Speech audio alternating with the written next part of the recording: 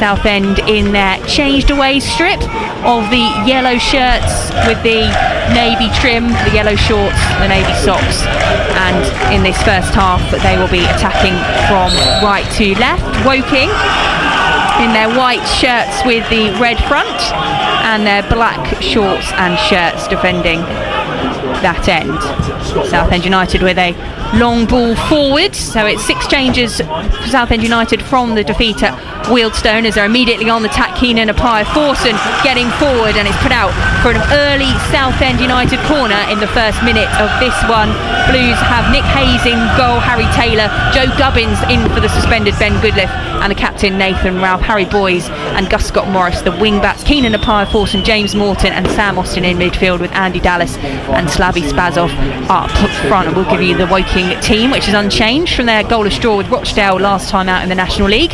Southend have this early corner from the right hand side. It's towards the near post, it's away by the first defender, and it's helped on to the edge of the penalty area, picked up by Appiah-Thorson and out onto the right hand side where Scott Morris is in an advanced position. Still on the right hand side, but it's out of play for a throw. So let me just run you through the Woking team with Will Jaskalainen in goal, Aaron Drew, Chinakoli and Tunji Akinola with Caleb Richards and Tarek Hines, who has connections to Essex, Billericay and Braintree spells amongst his career. Jack Turner, Jake Forster Kasky and Tim Akinola with the 2 loanees at front, Josh Kelly from Wimbledon and Ollie Sanderson from Fulham. There's just 6 on the bench for Woking. Southend with their full complement, and Blues have a throw over on the far side, but that was good early attacking intent. Glenn Pennyfather. Yeah, well, it's always good to start on your front foot. They start, you always say that, start fast, and Blues did that, and they got themselves a corner really early on. It wasn't the worst ball whipped in. As I said earlier, it wasn't great on Saturday, the set plays, but it was a decent ball whipped in at the near post. Harry Boyd. Oh, that's a dodgy bad pass from Gus Scott Morris, and that's just going to go past Nick Hayes' post. The ball coming back to the Southend United goalkeeper there, and that's an early scare for Southend United, almost gifting Woking the first goal. Yeah, Scott Morris, the old satellite, went out. He changed ends, didn't he? Scott Morris trying to score at the wrong end and completely misjudged his pass. I think he was slightly coming forwards towards him, Nick Hayes, and he's played it past him. Nick Hayes had to scamper across the goal. I don't think it was going in the end. I think it was probably going wide, but nonetheless Nick Hayes had to deal with it. Ball is in the Southend United half. It's been poked out for a throw to the visitors here at Kingfield. It's full of Southend United fans in the stand opposite us, all standing, uncovered.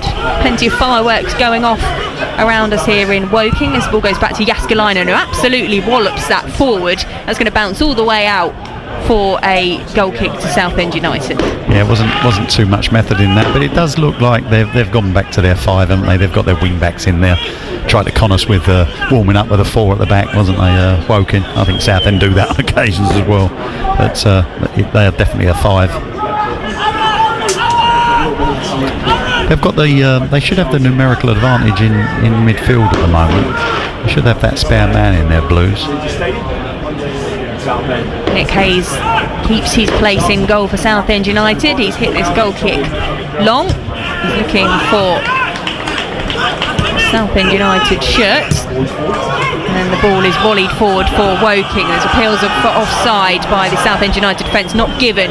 Josh Kelly can break forward, picked up though by the Southend United midfield, and they'll go back to Hayes, whose ball forward will not reach Andy Dallas's head. Back forward from Taylor, and the referee's going to pull it back for an offside against the Woking front line. Yeah, just coming back from an offside position. I think Josh Kelly on that occasion. Harry Taylor starting the game well again, isn't he? I mean, he's the one that made that challenge as Josh Kelly tried to burst through just a few seconds ago. The timing of his challenges is just spot on from Harry Taylor, and he seems to always be on his front foot. He's always ready to step in front of the attackers just to win those bits and pieces.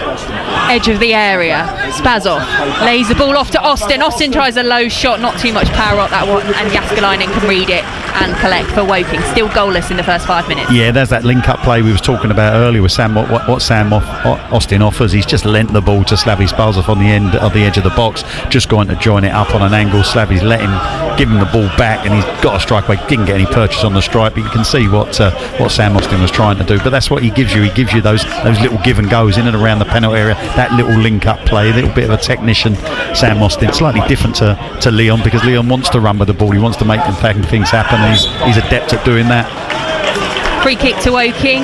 Akoli diving out of defence and is fouled by Dallas. So Woking will have a free kick in their own half, which they want to take back to their goalkeeper, but the referee Aji Ajibola is very insistent on where he wants this free kick taken from. Bit picky, especially as they went back. I mean, it wasn't if they gained any advantage, was it, Woking, from that 5 yards? They've gone backwards with the ball and ended up with the goalkeeper, yet he still pulled it back to make them take it again. Well, Forster Caskey is going to take this one. Spent a lot of time at Brighton, and the likes of Charlton and Stevenage. Reading his bio earlier, did say he was born in Southend, but I don't think he has any links to Southend United, as the ball comes down the line for Woking, headed away by the masked Blues captain Nathan Ralph, and there's a tussle in front of the home dugout for the ball, and Harry Boyes comes off the better and wins the set piece for Southend United. We couldn't really see that, could we, from a vantage point? We're all trying to peer over the top of the desk that's in front of us, and also because we're sat down a little bit slightly, and then over the top of the dugout, and all we could see was Harry Boyes' head moving around. But it was a free kick. Yeah, I'm not the shortest, Glenn. I'm just under 6 foot, and I'm still having to sit on the edge of my seat in this commentary box to make sure I can peer over the desk. I'm 6'4", so you wish. Ball is out of play for a everybody laughing in the commentary box when I said that. How unfair. yeah. Oh yeah, 64, that's what it was. Thanks very much, Chris Phillips. Former Southend United midfielder Glenn Pennyfather on commentary this evening, as this throw is taken down the line for Woking, headed back with interest by Nathan Ralph for Southend United. Loose ball in midfield is going to be picked up by Woking. Forster Caskey takes it out to the left hand side, and this will be Richards running out on the flank, but just stops halfway. Now a long ball over the top. Kelly will come and chase, but Taylor has help from Scott Morris down the line out for a Woking throw.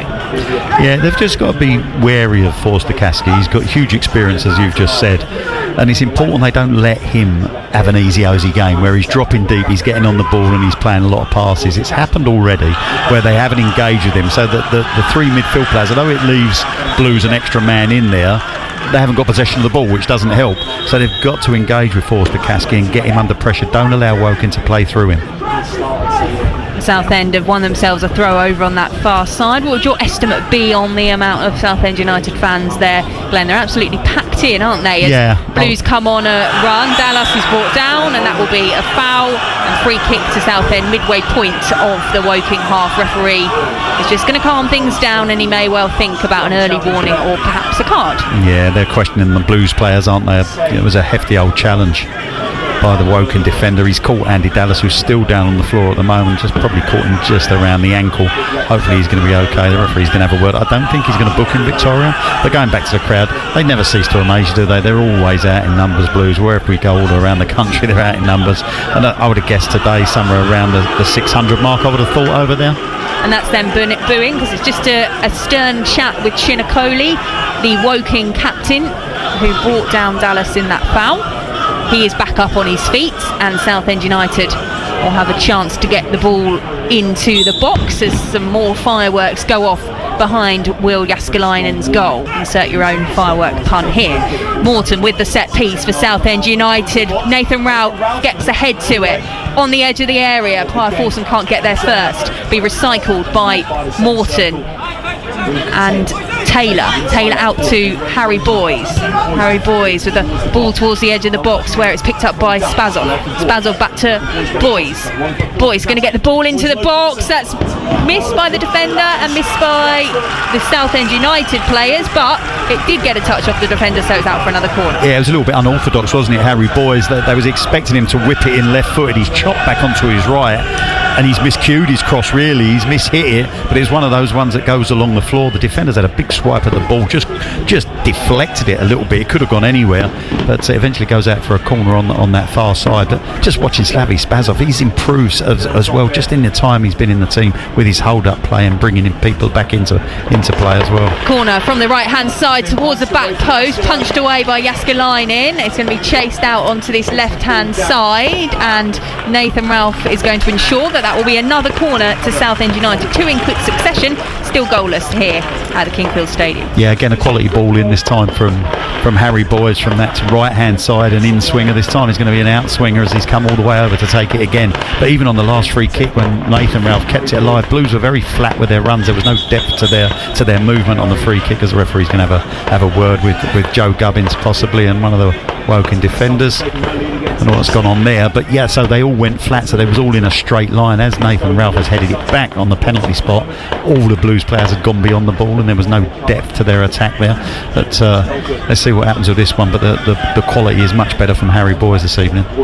Referee happy for proceedings to continue. Boyes with the corner, Gus Scott Morris with the head. It's a cross goal across the area and cleared long. Last man back for Southend is Harry Taylor. He'll pick up the ball for Blues. Goalless on BBC Essex with just over 10 minutes gone. A Pie Forson out onto the right hand side for Scott Morris. Is going to have to go back here is the Southend United wing back, and they'll be quite happy to play it across the back line. Don't forget we'll have updates from Braintree Town's National League match against Brackley elsewhere in the National League this evening. Braintree also out of the FA Cup, beaten by Essex rivals Chelmsford at the weekend by 4-1. Ralph out onto the left, finds Austin with the ball into the box, header just wide of goal from Spazov, who felt that had got a touch off the defender, asked the referee for the corner. He says goal kick, 0-0. Yeah, lovely feed in by Nathan Ralph. Blues were patient across the back. It eventually comes out to Nathan Ralph on this left hand side. Harry Boyes has made the run down the left hand side, and what he's done is dragged the defender out, and Sam Austin has seen that space. That's okay seeing the run, but you've got to have the quality of ball played in there, and it was a wonderful ball played in by Nathan Ralph. Sam Austin turns sharp in that area, gets the cross in, and Slavy Spazov unlucky with his header. It just went right to the post. Nice move from Blues. Oh, Nick Hayes has to come to clear that one because Ollie Sanderson was lurking on a back pass that may have just sold him short.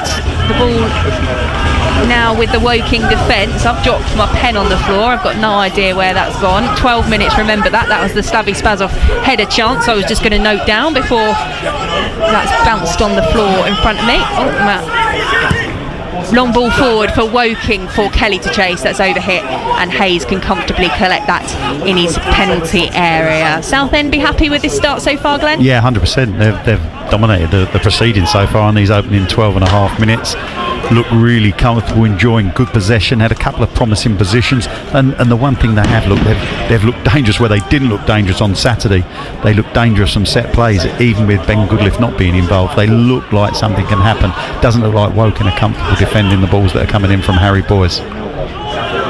Southend on the ball in defence. Joe Gubbins, who's come in for the suspended Ben Goodliff, sent off in the first half at Wealdstone on Saturday. If you go back to the 2-0 win over Brackley in the league, that is the only change from the last time out in the league. If you look at the FA Cup team from Saturday, it's 6 changes for Southend United. Taylor in the Woking half, out on the right hand side, speeding up play down the wing.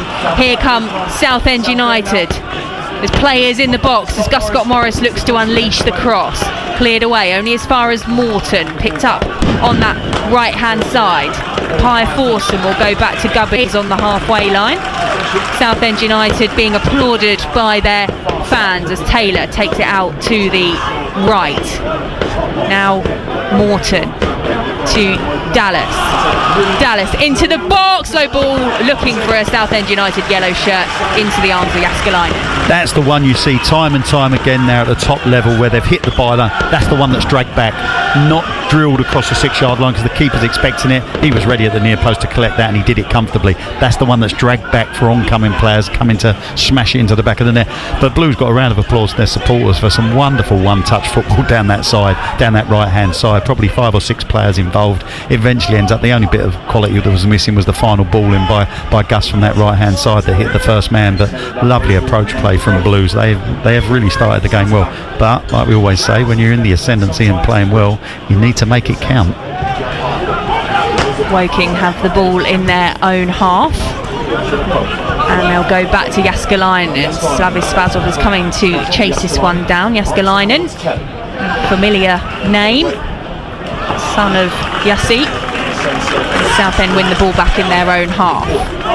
Morton has a look up, but he's given that one away, and this will be a chance for Woking to come forward through Kelly. Apaya Forson getting back to do some defensive work, plays it back to Hayes, out on the left hand side for Ralph, who's under pressure, and Southend United just struggling a bit to get this ball out of their own half, but they have won themselves a throw. Yeah, the bane of all football coaches and managers. Square ball played by James Morton, miscued it got intercepted, and it looked like Josh Kelly was going to drive at the middle of defence.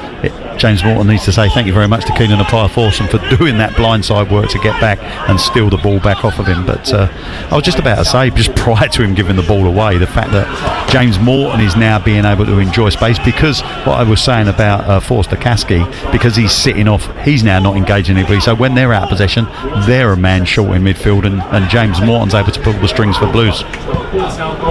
Oh, he didn't pull too many strings at the last pass, obviously. Woking 0, Southend United 0 on BBC Essex, as Austin can drive forward for Southend, trying to thread the ball through for the Southend United attack, but it's going to be picked up out of defence for Woking, and then there's a cynical foul from Sam Austin, who will get the first yellow card of the game. Yeah, it was Sam Austin had driven forward with the ball. It was a lovely thing. It was Harry Boyes. Sam Austin's finding those pockets of space because they're not quite sure what to do, because Forster Kaski again is sitting deep. He's just trying to protect his centre halves a little bit. He's not engaging, which means there's space for the other players. As soon as the other players engage with James Morton and Keenan Apaya Forson, Sam Austin is finding the pockets, and he got in there. He just made the wrong decision with the ball. He had clean grass in front of him. He should have kept travelling and then tried to slide somebody in. He did it too early. It gets caught out, and then in the end he's having to foul somebody. Akinola with the ball forward towards Kelly, who volleys it into the area. Can only pick out a Southend United shirt, and it's a chance for Blues to counter.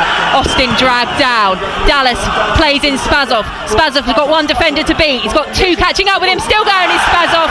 He runs into his defender, goes down in the area. Referee waves away the Southend United appeals for a penalty as Woking come away from the ball. Thoughts, Glenn Pennyfather? Yeah, didn't think he made his mind up, Slavi Spazov.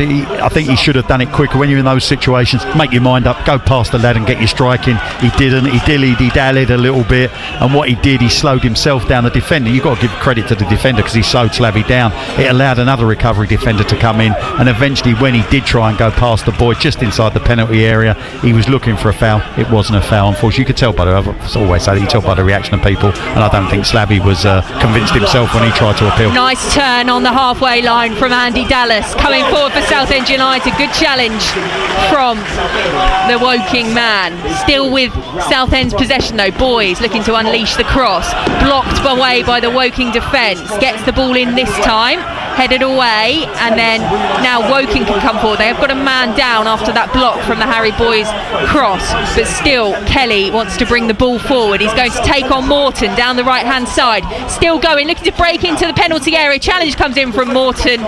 He manages to take the pace out of the cross. Gubbins can head away, and that's Drew, who I think the cross from Harry Boyes came into his midriff, and he is back up on his feet, but he's looking in a bit of pain. Who was that tackle by on the edge of the area on Dallas? Was that Timmy Akinola? Yeah, it was a wonderful challenge, wasn't it? It was a fantastic challenge. Andy Dallas thought he'd shown him a clean pair of heels, but it was great tracking back by the lad Akinola, and it was a super challenge. It really was. But just on that, where they've broke here with Josh, that's a lack of organisation for Blues when they're in possession. Keenan Apaya Forson down the right hand side for Southend United, pulls it back. He was looking for Spazov or Dallas, doesn't end up finding either of them. Clearance comes in from Woking, foul from Taylor inside the Woking half. That'll be a free kick to the home side, still 0-0. Yeah, well, I was saying, it was when that ball's at the other, when you're in possession, you've got to be double organised. You've got to make sure everybody's organised at the back. They had a 3 against 2 situation. They allowed Josh Kelly to drift in front of all 3 of them and pick the ball up and start running at them. That can't allow to be can't happen really. They've got to make sure the communication's good. And they've got to make sure people are getting into areas so they can recycle that ball.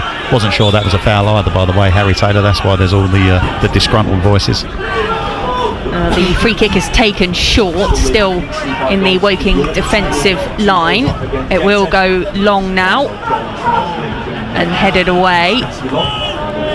Up in the air from Gus Scott-Morris. Competing in midfield is Southend United. Stepping out of defence is Taylor. Coming forward for Southend United. Over to Appiah Forson. Austin wants it in the centre circle, but Boys has also made a run down this left-hand side. Just their first heavy touch, which will allow Drew to read the pass.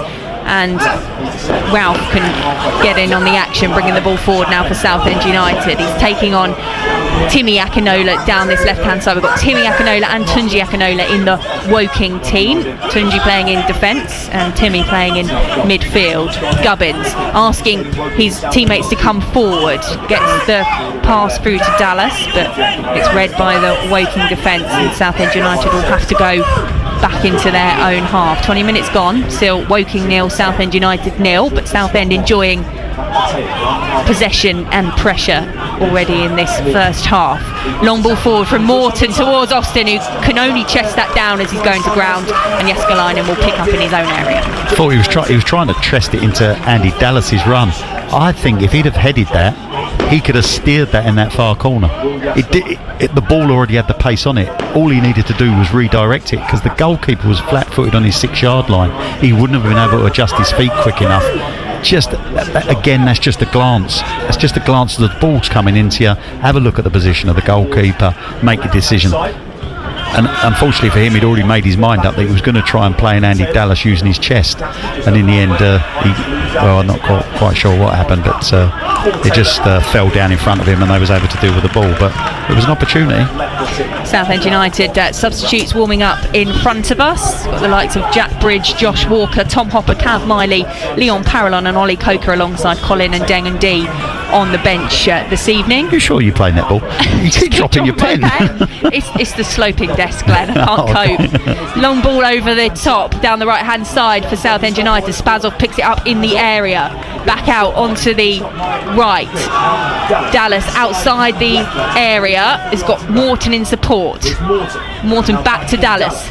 Along to the edge of the area for Appiah Forson, who's just muscled off the ball. Spazov bring down his man, and that will be a free kick to Woking on the edge of their own penalty area. Yeah, they're getting into good areas. Again, great run by Gus Scott-Morris on the right hand side. Kept the ball alive in the final third, and Blues then slowed it down a little bit. They need to do that a little bit sharper, because what they're doing, they're playing 3 or 4 passes in front of that Woking defence. They need to be a little bit more incisive and a little bit more creative with the little runs in behind and the balls fed in. At the moment, the approach works great. It's just that final little bit. The Woking bench for good measure: Craig Ross, the substitute goalkeeper, Timmy Odesina, Jamie Andrews, Harry Buterman, Matt Ward and Ashley Boatswain, as this free kick comes forward for Woking, headed away by Gubbins, picked up midway point of the Southend United half. Drew will have to go back to the halfway line for Akinola. Onto Timmy Akinola. Now Drew, chance to run forward for the fullback. Onto the edge of the area for Sanderson. Still going up against Ralph. He'll have to put this one out for a Woking corner, and that'll be their first time to get the ball into the bottom corner of the game. Yeah, we haven't really seen Woking as an attacking threat, but they've got the opportunity now, just working the ball down that right hand side. Obviously Josh Kelly looks the most likely when he gets into possession, but Blues have got a corner to defend now. Woking, under the management of Neil Ardley, has been with the likes of Solihull, York, AFC Wimbledon, higher up the pyramid. Harry Boys, the Southend United man, telling us about his time being managed by him at Solihull, as this corner comes in from the right hand side into the outstretched arms of Nick Hayes, who immediately comes to the edge of his area looking to unleash quickly, and he's going to do so, looking for the run of Austin. Well dealt with at the back by the Woking defence in Tarek Hines. Forward though comes Southend United through Taylor. Taylor chips it over the top towards Dallas. Chest down, back to goal in the area. Has to come out for some support. Still on the ball. Works it to the right hand side for Scott Morris. Scott Morris going to take on Hines. Tracks his run. Plays it square to Sam Austin. Harry Taylor also in support, trying to combine with Gus Scott-Morris, and then there was outstretched leg, which was very close to Andy Dallas's head, which the Southend United fans weren't happy about. Referee felt it was fair. Long ball into the box from Scott Morris. That will bobble over the top of the goal. Out for a goal kick. Another good spell from Southend United, but still goalless. Yeah, the referee needed help from his assistant referee on that far side. He was a bit on the blind side of it all. I think it was a raised foot. It should have been a foul given to Blues for that raised foot on Andy Dallas. But I like the fact that Nick Hayes, you would have enjoyed that cross coming in. Lovely cross for him to come straight into his hands. He didn't have to move, just took the ball out of the air. But then it's the presence of mind for the distribution, how quick the distribution and the tempo of the game is. Gus Scott Morrison, and I think it was Sam Austin, made that run down the right hand side, and it was good to see Nick Hayes releasing the ball very quickly and accurately. Woking 0, Southend United 0 in the National League. We've played 25 minutes, but a head tennis going on. Cleared away by Scott Morris onto the halfway line. Southend United come away with it. Austin out to Boys. Boys, left-hand side of the penalty area. Early ball into the box, headed towards the goalkeeper by Spazov. Great attack by Southend United, who are yet to be able to beat Jääskeläinen in the Woking goal. Well, it's making him work. That's the important thing. Again, a good, quick, fleeting attack down this left-hand side. Good ball in by Boys. But, you know, they're getting half a defensive touch on it, aren't they, Woking? And in the end, that's bobbled up in the air, and the Jääskeläinen's been able to come and collect it. But they're certainly knocking on the door, Blues. They just need to find that final pass, that final little bit of quality we so often speak about. Okoli looking for the run of Drew, headed away by Boys, and Gubbins clears from the edge of his own area, picked up though in the Woking defence by Akinola to Forster Caskey. He's been all over the place so far this evening, just slips as he plays that one forward, and Ralph picks the ball up for Southend. Neat triangle of play to Austin out on the left hand side. Still going is Austin down the line looking for Dallas, but it's just cut out by Akinola, and Woking will go back to their captain Okoli on the edge of his own area. The Millwall graduate has spells with the likes of Sutton and Bromley before joining Woking, and they have a chance to assess their opportunities going forward. Deadlock yet to be broken with 27 minutes on the clock here at the Kingfield Stadium, live on BBC Essex. Drew coming down the right for Woking into the area. Gubbins clears away, out for a Woking throw in line with the penalty area. Yeah, they're just starting to enjoy a little bit more possession, aren't they, Woking, in Blues' final third. A couple of times they've had the sorties down this right hand side and got balls in, but Blues are defending well at the moment. Akinola with the ball into the box, an outstretched leg from Ralph to clear, and Spazov will get away from his man on the counter for Southend. Early ball forward for Dallas, which is overhit, and that is out of play for a Woking throw. Yeah, that's just the lack of experience really on Slavy's part. When you're in that position, Andy Dallas has pulled out left, they're 2-on-2. He's got a choice. He's either going to wait for Andy to make a run and he puts him in behind, so he plays the ball into space for him to run onto, or he takes that one-on-one situation that Andy Dallas has opened up for him with his movement. He's one-on-one against the defender. You've got to back yourself and have a go at him. You know, what he's done, he's then tried to pass to Andy Dallas's feet. Well, Andy Dallas is running 100 mile an hour. Try and keep up with him. It was never going to happen. In the end, he misplaces the pass and it goes out of play. Just a little bit of experience. Southend playing the ball around in their own half. Gubbins goes back to Hayes, and Hayes will go long. There's a run coming down the right hand side from Gus Scott Morris in an advanced position. Ball just not accurate enough to reach him, and Jääskeläinen could come to the edge of his area and collect. Still 0-0. Yeah, ever willing Gus Scott Morris down that right hand side. You can see exactly what Nick Hayes was trying to do. Unfortunately, just skipped through, didn't it? And but Gus Scott Morris will keep making that runs. We know that he'll be desperate to get on the score sheet. Ball in the centre circle for Woking, out to the left. Richards on a run forward for Woking, cuts inside to Forster Caskey. Forster Caskey is going to send it out to the left, brings in Hines to play. Hines with the long ball into the area towards the back post. That's spilled, and then that's going to be a good save from from Nick Hayes comes off his body as the ball wasn't dealt with at the back post as the cross came in from the left, and that's out for a Woking corner. Yeah, I'm not quite sure what happened at the back post. The cross came in. It was one of them balls you need to take charge of. And I think did it hit Harry Boyes at the far post and just fell down in the 6-yard box. The lad swiveled on it, but thankfully Blues have got bodies across and it's deflected out eventually for the corner. But it's the most dangerous Woking have looked. Just Blues hesitancy in the defence there at the back post. Corner from the left-hand side for Woking towards the near post, headed away and then cleared away long by Southend United. Richards is the last man back for Woking. He'll play the ball to his defender and Southend United can clear out. Still Woking 0, Southend United 0, but that's the first opportunity we've seen from a Woking point of view. The ball is cleared by Gus Scott Morris, who slips as he does so Woking can pick it up in the middle of the park. Hines stops on the halfway line, has a look at his options, goes back to Akoli, now Akinola into the Southend United half. They're going to go back to the captain in the middle of the defence for Woking, and they're quite happy to play things around as Akoli does go long over the top this time, headed down by Drew towards Kelly. Edge of the box, is going to take on Ralph, plays it out to the right, Drew to put the ball in, a low ball drilled on the edge of the area and it's going to be picked up by Hines, takes it one way, takes it the other, he's into the area, tracks his run, he's looking for support to Kelly, edge of the area, he's got his back to goal now, Forster-Caskey, will he unleash a shot? That's blocked away, that's hit a Southend United player who goes down. That might require some treatment because that is the head. So while we wait to see if the physio is required, Keenan Appiah-Forson is going to need some treatment. Let's go over to Cressing Road, Braintree Town taking on Brackley in the National League, and Pete Morris is watching for BBC Essex.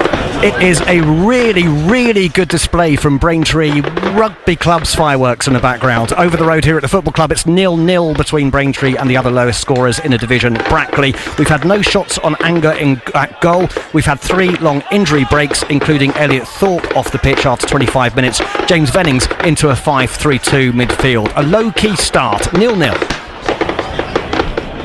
Good to hear that the fireworks display is good for the Cressing Road crowd. Back on his feet is Keenan Appiah-Forson, and he will need to go off because John Gowan's had to come on for that treatment. But that's the first real danger we've seen from Woking in that last 5-minute passage of play or so, Glenn.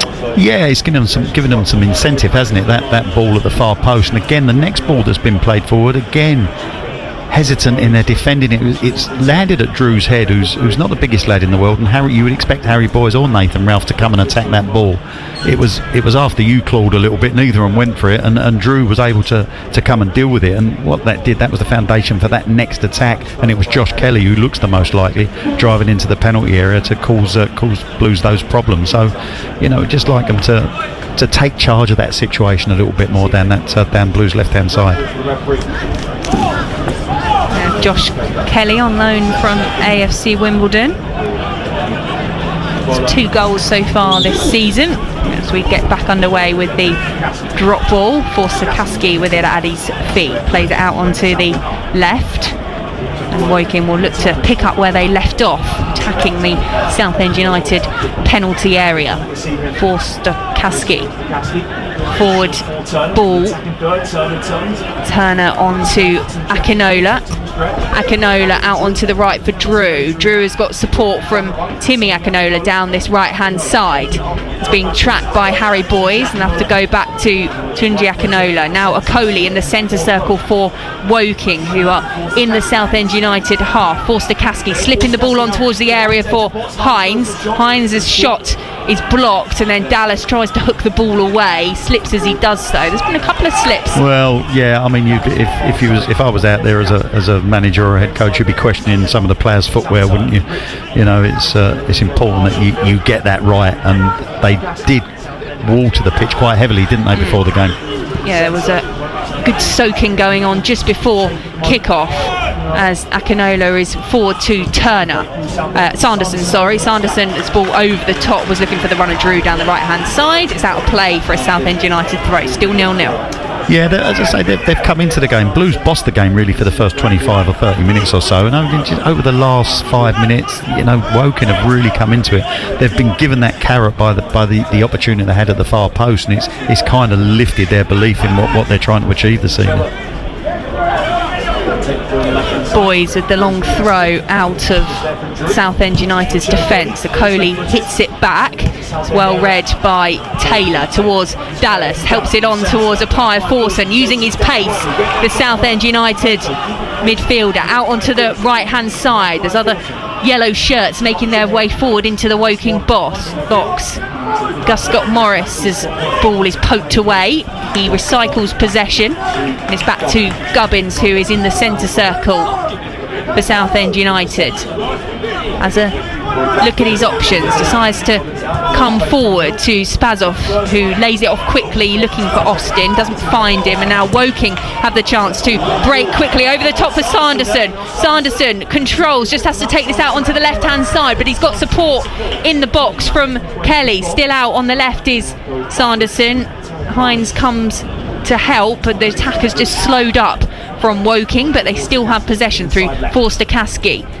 Into the middle for Kelly. Kelly turns and drives towards the edge of the area, is dispossessed by Appiah Forson, and then Southend United defence get in, but comes back with interest, and the header by Drew is flicked just wide of Nick Hayes' goal. The cross came in from the left hand side, and these are more warning signs now from the Woking attack. It's still Woking 0, Southend United 0. Yeah, that all came from the counter attack. After the Blues gave the ball away cheaply, they had good possession on the edge of the box. Joe Gubbins has played a nice little ball into Spazov on the edge of the box, and he's just been loose with his touches, and he's tried to set it. I think it was Sam Austin he tried to set, misplaced his pass, and suddenly the counter attack is on, and the lad, I think it was Ollie Sanderson, wasn't it, would burst through the middle, and that caused the problems for Blues. By that time they don't mind investing players in those situations, Woking, with a bit of pace going forward, and that caused Blues the problems.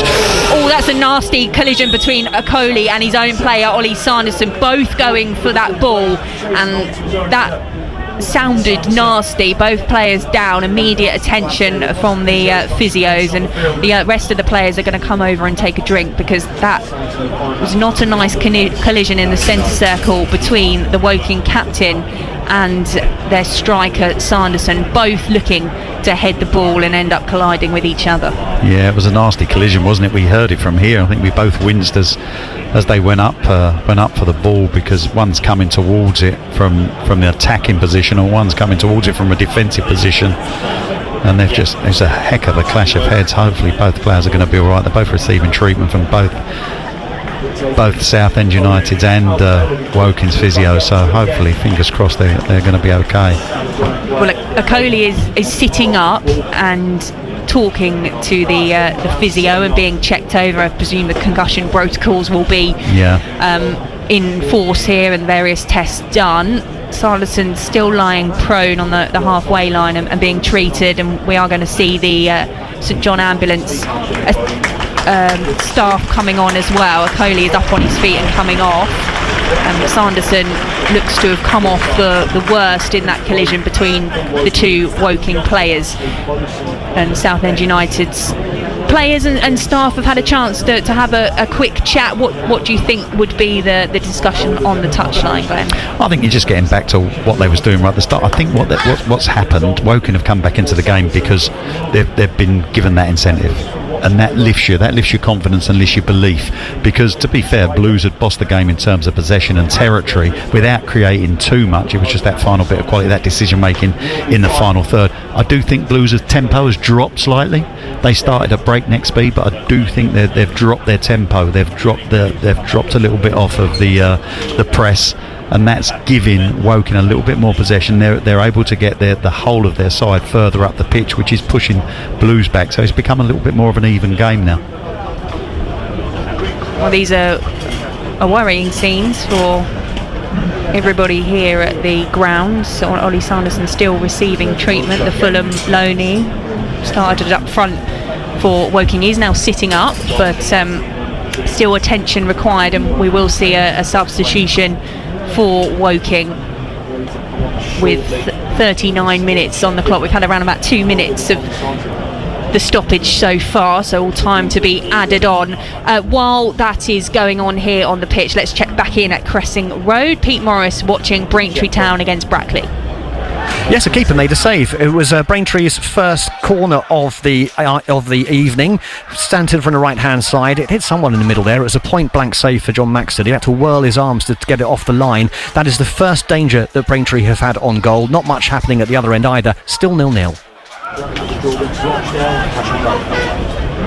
Thank you very much to Pete. We'll continue to update you here on BBC Essex. Scores elsewhere I can tell you about. Man City a goal up, as are Newcastle United. Thankfully the stretcher not needed here at Kingfield Stadium for Ollie Sanderson, who is going to be able to walk off the pitch, but has clearly suffered from that collision with his own player, and he is coming off. And number 24, Ashley Boatswain, the Ipswich loanee, will be introduced to the game. Had a loan spell at AFC Fylde last season, actually born in Essex, the other part of Essex, in Colchester as well. And Ollie Sanderson making his way off the pitch unaided, but certainly suffering after that collision. Chinakoli, meanwhile, the Woking captain, who is the other player to be involved in that, is on the pitch and appears to be okay, but I'm sure the Woking support staff will be keeping a close eye on him in the next few minutes or so. Southend United with the ball down the left-hand side. Spazov being held by Akinola. He's pulled to ground. Midway point of the Woking half, Southend United have a free kick. Yeah, good strength from Spazov, wasn't it? Made sure he protected the ball. He kept his body in between the man. He was using his upper body strength just to keep him at arm's length. And as he's come inside, the boys tried to make the challenge. Spazov has just rode it, and in the end the second man brings him down. Good work by Spazov. Harry Boys over the set piece for Southend United. Just under 4 minutes of the half left, but we will have some additional time as the ball is out towards the right hand side of the penalty area. Flag goes up against the Southend United front line. That'll be a free kick to Woking. It's still Woking 0, Southend United 0. Yeah, that's frustrating, isn't it? The free kick drilled across the far side, and I think it was Joe Gubbins, who's the furthest man away from the ball, can see right across the line and straight into an offside position. Update you with all the scores from elsewhere at half time with Tom. If you want to get in touch with the programme and share your thoughts on your team, 81333 on the text, 08000 321 333 on WhatsApp. Start your message with the word Essex. Ball forward from a Appiah Forson for Dallas to chase out to the right hand side. He is shoved over, and that's a free kick for Southend United in a wide position, and the referee wants to set this up properly. Would have been quite happy to take it quickly. Yeah, and he's got towed away by the defender, and there's so much inconsistency in that with referees throughout the pyramid. The fact that when players want to do it quickly, it just gets towed away a yard, but it stops you taking it quickly, and the ref just kind of ignores it. He should stamp on that, stop that happening, because Andy Dallas wanted to play that quickly. Whether anything would have materialised from the ball he was going to play to Spazov, that remained we wouldn't know, but certainly he would have enjoyed the opportunity to do that. Boys with a chance to swing this ball in from the right hand side, headed away by Akoli. Appiah Forson will chase it towards the edge of the penalty area. Morton picks it up, goes back to Boys. You can hear the Woking bench screaming at the defence in front of us as Taylor picks up the ball. Back over to Gus Scott Morris, right hand side, early ball into the box towards Spazov. Spazov's header is wide of the target. Yeah, again another super ball in. This time Gus Scott Morris, most of the balls have come in that have been decent have come from the left hand side, but Gus Scott Morris whipping a ball into the danger area. He said, there you go Slavy, go and attack that. He's done that. He's got a decent head on it, it's a decent contact, but he's headed it wide of that near post. Goalless as we approach the break here in the National League. Ball headed inside by Boatswain, the substitute for Woking. picked up by the Southend defence. Ball forward from Gus Scott Morris for a Pye Forson to chase. That's just going to bounce away from him, and Richards will try and shepherd that one out of play, and he manages to do so. Another goal kick to Woking. Yeah, decent run though by Keenan and Pye Forson. They seem to be making those runs into that right hand channel. Gus Scott Morris, we've seen do it on a number of occasions. Keenan and Pye Forson just getting in there. It's just the ball, the quality of the ball that's played in, a little bit too much on that one, but it was a good run from Keenan, just stretching that Woking defence. Still the odd fireworks still going off in the distance. We had quite the display before kick-off right above the stand away to our right hand side. Ralph and Boatswain down on the ground off the ball, back up quickly because the ball has been sent forward by Woking. Boys will clear. He's looking for Spazov, who's been tugged to the ground, but Southend can continue the attack through Austin. He's brought down by Akinola. Akinola has done so fairly, says the referee, and then when Spazov returns the favour, referee says that will be a free kick to Woking in their own half, and we will have 6 minutes of additional time at the end of this first half. It was another good challenge again by Timmy Akinola. You have to say that. However, that was a little bit contentious. There was the scissors in there as well, so he had both legs wrapped round. Although he's got the ball, he's had both legs wrapped round Sam Austin, so you've seen them given a lot of the times. He didn't on that occasion, and then obviously the frustrating thing is I think it was Harry Boyes got up and challenged the next one, and he looks like he's won the ball, but the referee gives a free kick.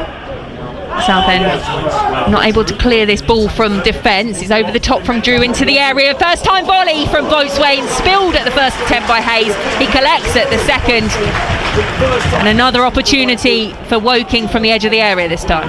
Yeah, for all intents and purposes, for all Blues possession and territory, you know, it's really Nick Hayes who's probably been the busiest of the two goalkeepers. Woking in possession in defence now. They go over the top, headed inside by Taylor, but he's picked out Kelly for Woking. He'll have a shot from the edge of the area, will he? No. Important leg in from Taylor to win the ball back, in which he gave away. Now Southend can break over on the left hand side, run by Austin looking at his options ahead of him. Dallas and Spazov edge of the area, will receive the ball, takes it to the left onto Boyes with the cross in, picks out a Woking defender, and they can come away with it this time. Onto Turner, out onto the left for Hines. We've played a minute and a half of the 6 added on as Hines tracks his run over on the far side in front of those Southend United fans. Now Forster Kasky down the line. No one has continued for Woking, so a chance for Southend to reset. Coming out of defence is Ralph onto Dallas, just has to pick the ball up from behind his heels. He's got it though for Southend, has Dallas coming across field to Boyes, apex of the 18-yard box onto Dallas. This is all happening down the left hand channel for Southend United. Chipped over the top from Boyes to Dallas takes it to the byline, into the defender, and the referee thinks about it, and it is a corner to Southend. Yeah, lovely little feed in from Harry Boyes, just a deft little ball, just clipped in between two defenders for the blindside run of Andy Dallas in that left hand channel in the penalty area. He ended up right in the apex of the 6-yard box, but the defenders come down and closed all the angles for him. In the end, I think it was a toe poke for his opportunity, and it just clips off the defender. Corner from the left for Southend United, then still goalless in stoppage time at the end of the half. Away by the first defender. It should bounce back out to Boyes. No, it doesn't get there. It's cleared away by Woking towards the halfway line, where Taylor will send it back to Hayes. He plays it out to Morton down this left hand side.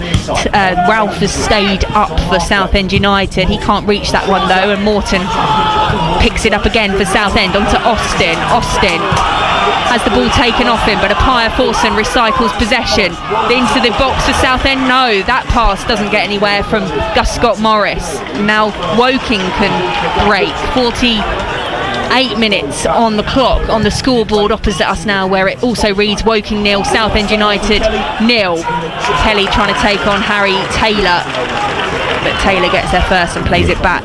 Great recovery from Harry Taylor, because he'd come towards the ball and Kelly was really cute, just spun it in behind him, but great reaction from Harry Taylor. And disappointing that last corner, as Sam Austin has gone down right in front of us off the ball.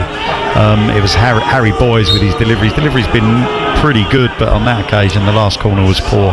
But it's Slavi Spazov, not Sam Austin, down, sorry. But that looks like something he's gone to make a run and he's just been balked off the ball. I think he's either run into the lad at Akinola, or he's just been balked as he's tried to make his run forward. We're into the 5th minute of the 6th added on at the end of the first half. Braintree Town still goalless in their game with Brackley. We've got all the half-time details with Pete on the way for you here on BBC Essex. Round up what's been going on elsewhere in the National League and the Champions League for British sides too.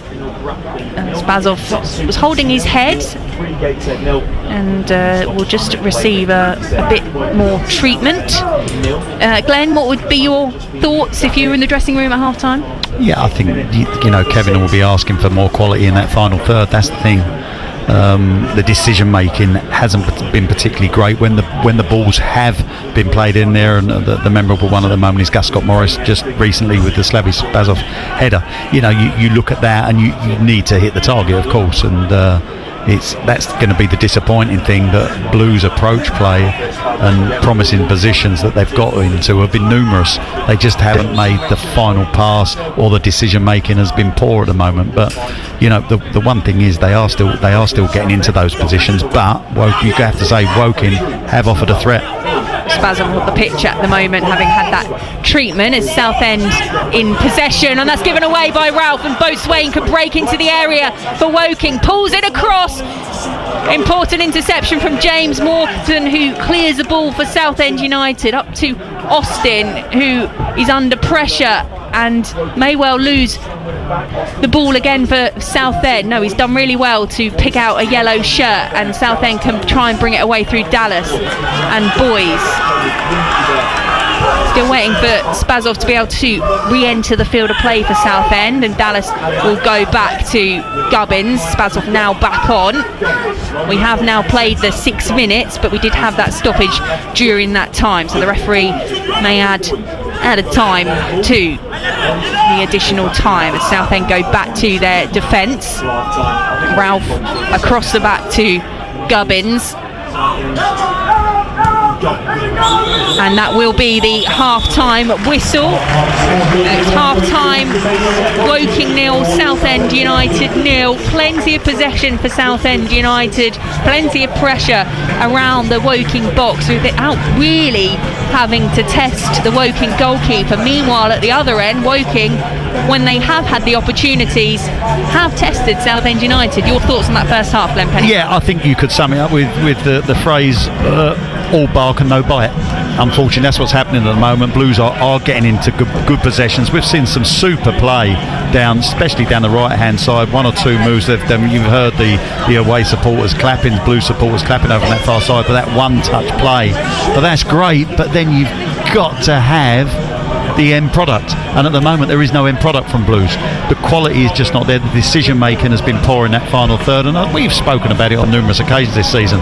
Are they the better side technically? Yes. Have they enjoyed more possession and more territory? Yes. Have Woking looked dangerous? Yes, that's the answer to that as well. And Nick Hayes has probably been the busiest of the goalkeepers. He's having to make the save, he's having to come and claim crosses, whereas Blues' sort of last pass has been defended quite easily, and then anything that any shots or finishes on goal have gone wide of the target. So it's a game that's finally balanced. Clearly Blues are enjoying that possession and that territory, but Kevin will want more quality in that final third. They've got to find a way to get themselves on the score sheet, and they've got to make sure, Victoria, that they keep the tempo up. That's the important thing. It's so important the way Blues set up, that they play at a high tempo, because if they slow it down, they're easily defended against. No goals in the first half here then at the Kingfield Stadium. We'll be back with the second half commentary to see if South Southend United can create something in front of goal. At half-time, here on BBC Essex, it's Woking 0, Southend United 0.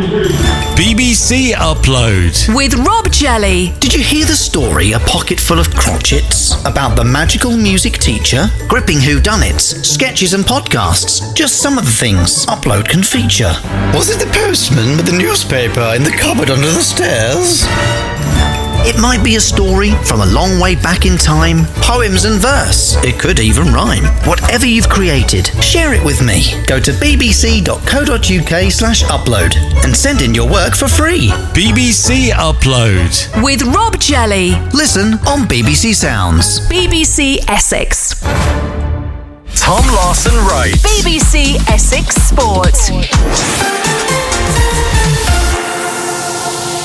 Yes, good evening. Coming up to 20 minutes to 9 here on BBC Essex Sport. So Southend United goalless at the break away at Woking, and we heard from Glenn Pennyfather there summarising Nick Hayes, the Southend keeper, the most worked in that first half, having a save from that dangerous ball in. It was deflected off Nathan Ralph, found its way to Josh Kelly. His shot from close range was stopped by Hayes. Slavy Spazov has had a couple headed chances for the Blues, but neither side managing to break the deadlock. We've also been bringing you updates from Braintree Town at home to Brackley. The Iron trying to clamber out of the relegation zone and get a much needed win. Pete Morris has been watching. He warned us that both teams have been struggling to score so far this season. How's it been looking, Pete? They are both huffing and puffing. No houses have been taken down yet. 0-0. It's taken a while to get interesting, but the first really decent chance coming on the 45-minute mark, in fact, for Braintree. On the right-hand side, really good hold-off work from McKindy. Cooper playing off him. Slid in Jacob Pinnington on the right-hand side of the area. Turned his man and got a left-foot shot in at the near post. Was creeping just inside that post, and keeper John Maxted at full length managed to fingertip it into the side netting. It's the second save that Maxted has had to make. He had one from a corner. It was a point-blank save midway through the first half. Other than that, half chances have been more for Brackley as the game has gone on. The best of those, a Matt Lowe volley midway through the half. It was a decent-looking volley, deflected wide. Chances beyond that have been few and far between. Braintree have mixed it up, but they've got a 5-3-2. Lewis Walker back for his first start since, we think it's August in fact, up against John Akinde. It means Akinde is looking less isolated up front. There is more movement. It's quite an open game in fact, but neither side managing to keep possession. There have been 3 long injury stoppages, which hasn't helped. The second of those saw Elliot Thorpe, who was only back into the starting lineup tonight, unfortunately going off. He replaced by James Vennings in the midfield area. We're hoping for more in the second half. It's 0-0 here at half-time. Thank you, Pete. Updates to come from Cressing Road, then Braintree Town 0, Brackley Town 0. Southend and Iron fans, if you want to get in touch with us, what do you make of that first half? To do so, you can text us on 81333, on WhatsApp 08000 321 333, and on X it's at BBC Essex Sports. If you are getting in touch on text or WhatsApp, don't forget to put Essex at the start of your message. Run you through the scores elsewhere then, starting in the Champions League. In the early kick-off, it finished Qarabag 2, Chelsea 2. Garnacho levelling things up for Chelsea. They did take the lead in that one, then went 2-1 down, and then Garnacho brought it back to 2-2. In the 8 o'clock kick-offs, it's currently Manchester City 2, Borussia Dortmund 0, Phil Foden and Erling Haaland on the score sheet for City. And then it's Newcastle United 1, Athletic Club Bilbao 0, Dan Burn on the 11th minute mark. A few games in the Championship tonight. Preston North End are 1-0 up at home to Swansea. It's goalless between QPR and Southampton as the Saints continue to try and get going following their relegation last season. In the battle at the bottom of the table, Sheffield Wednesday 1, Norwich City 0. So Wednesday would move on to -2 points and close the gap on Norwich City, just one place above them. That's 23rd against 24th. And then it's goalless between Portsmouth and Wrexham, that one in the final stages of the first half. In the National League, you already know about Southend goalless at Woking and Braintree 0, Brackley 0. Elsewhere, it's Altrincham 1, Boston 0. Solihull Moors 2, Truro City 0. Sutton United are 2-0 up at home to Eastleigh. And York City 3-0 up at the break to Gateshead. it's a good result for York City. So if Southend were to find a way and get an opening against Woking, they wouldn't be able to close the gap on York, the team immediately above them, because they're in a very good position at the break, 3-0 to the good against fellow Northern side Gateshead. So that gets you up to date with the scores in the National League. Couple Essex non-league scores to bring you up to date with. In the Isthmian North Division, it's Downham Town 0, Tilbury 0, and then in the Thurlow Nunn League Cup, we've got Burnham Ramblers and Holland FC going head-to-head.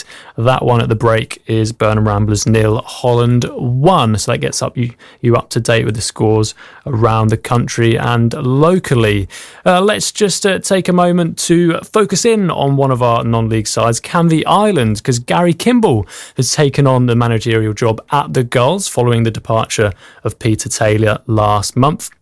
The former Whittam Town boss has overseen a win and a draw since arriving at Park Lane, and he says it wasn't an easy decision to leave Whittam. It was really tough because I was part of the furniture at Whittam, and I can't thank the chairman, Mark Nichols, and all the committee for giving me this opportunity. They said that they wouldn't stand in my way, and and now it's a great opportunity for me to, it's a step up to step 3. And hopefully I can reward Canvey by keeping them up. I know it's going to be a tall order, but I've only been in charge 2 games, and if anyone said to me I could get 4 points out of the first 2 games, I would snap their hand off, and that's what we've done. But to be fair, I think the players that I've got at Canvey have really, I've only worked with them a short time, in about a week, and what I've asked them to do, they've done to the letter, and they've been absolutely first class, the players. So hopefully that may continue. Coming into a club that's perceived to be struggling mid-season, does that mean you have to change your approach at all in that situation? I think what it is, I went in there and I just said to the boys, look, I think they were playing with a little bit of fear under Peter. I know what Peter's management skills are like. He's a good manager, Peter, but to be fair, I don't think the players bought into what he was trying to do. I've gone in there, and to be fair, I've just stripped it back, and I've given the players the freedom to play, the freedom to enjoy football. Because if you don't enjoy football, it ain't worth being at the football club. And what I've done is I said to my boys, the players, if they give me 110%. Every game, I've got no qualms about it, and I'll be happy. But to be fair, they've really worked hard in these 2 games. And Saturday at Burgess Hill, I thought we totally deserved the win. I thought we was excellent to a man. They done everything that I asked them to do, and we come away with 3 points. And then the draw last night against Wingate and Finchley. I've watched the goal, the late equaliser from Elliot Ronso. What a hit that was! What do you make of that match? Oh, to be fair, I think a fair result was a draw. We was playing against the wind first half, and really we limited them down to a few chances, really, and we really defended well as a team in the first half. And to be fair, they scored in the 82nd minute against the run of play. I think we switched off. They took a quick throw in, and they got in behind our back line, and they squared it, and the geezer tapped it in. But in the 89th minute, I know what Elliot's all about. He picked the ball up about 25 yards out, and I was right behind it.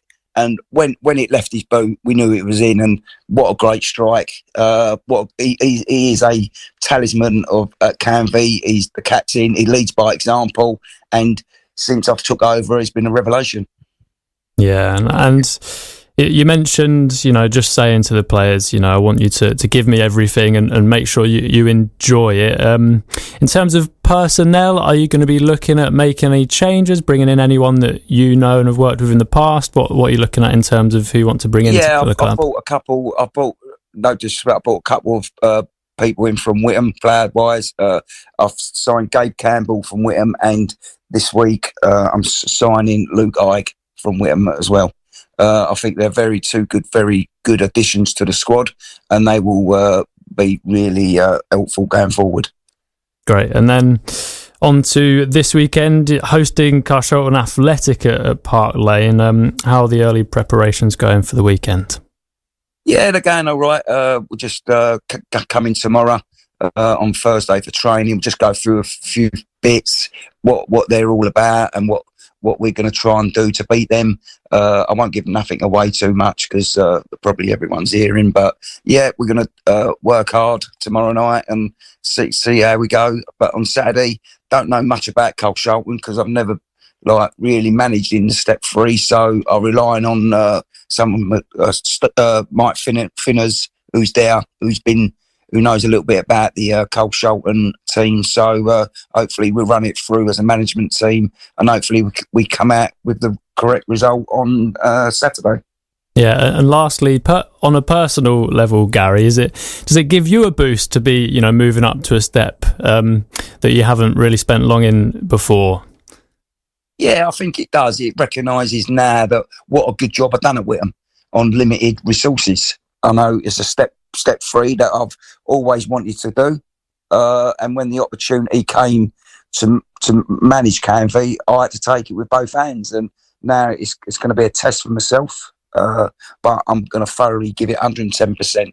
I'd like to thank KMV, the chairman, John Batch, and the directors giving me the opportunity to manage, because to be fair, Canby Island is a sleeping giant, really. And if we can get it right on the pitch, I know for a fact all the supporters will come back in their numbers and support the team. And it's just come to my mind, obviously, playing at a different ground. Is it a bit colder when now you're next to the Thames rather than next to the A12? Yeah, but to be fair, last night, that wind, when that got up, it was freezing. So I need to put a couple of layers on now to get warm. That's the new Canvey Island manager, Gary Kimball. As we were saying there, he's led the team to a 2-0 win at Burgess Hill Town and a 1-1 draw, thanks to a late equaliser from Elliot Ronto against Wingate and Finchley last night at Park Lane. They host Carshalton Athletic on Saturday. It's 10-9 on BBC Essex. BBC Essex Sport.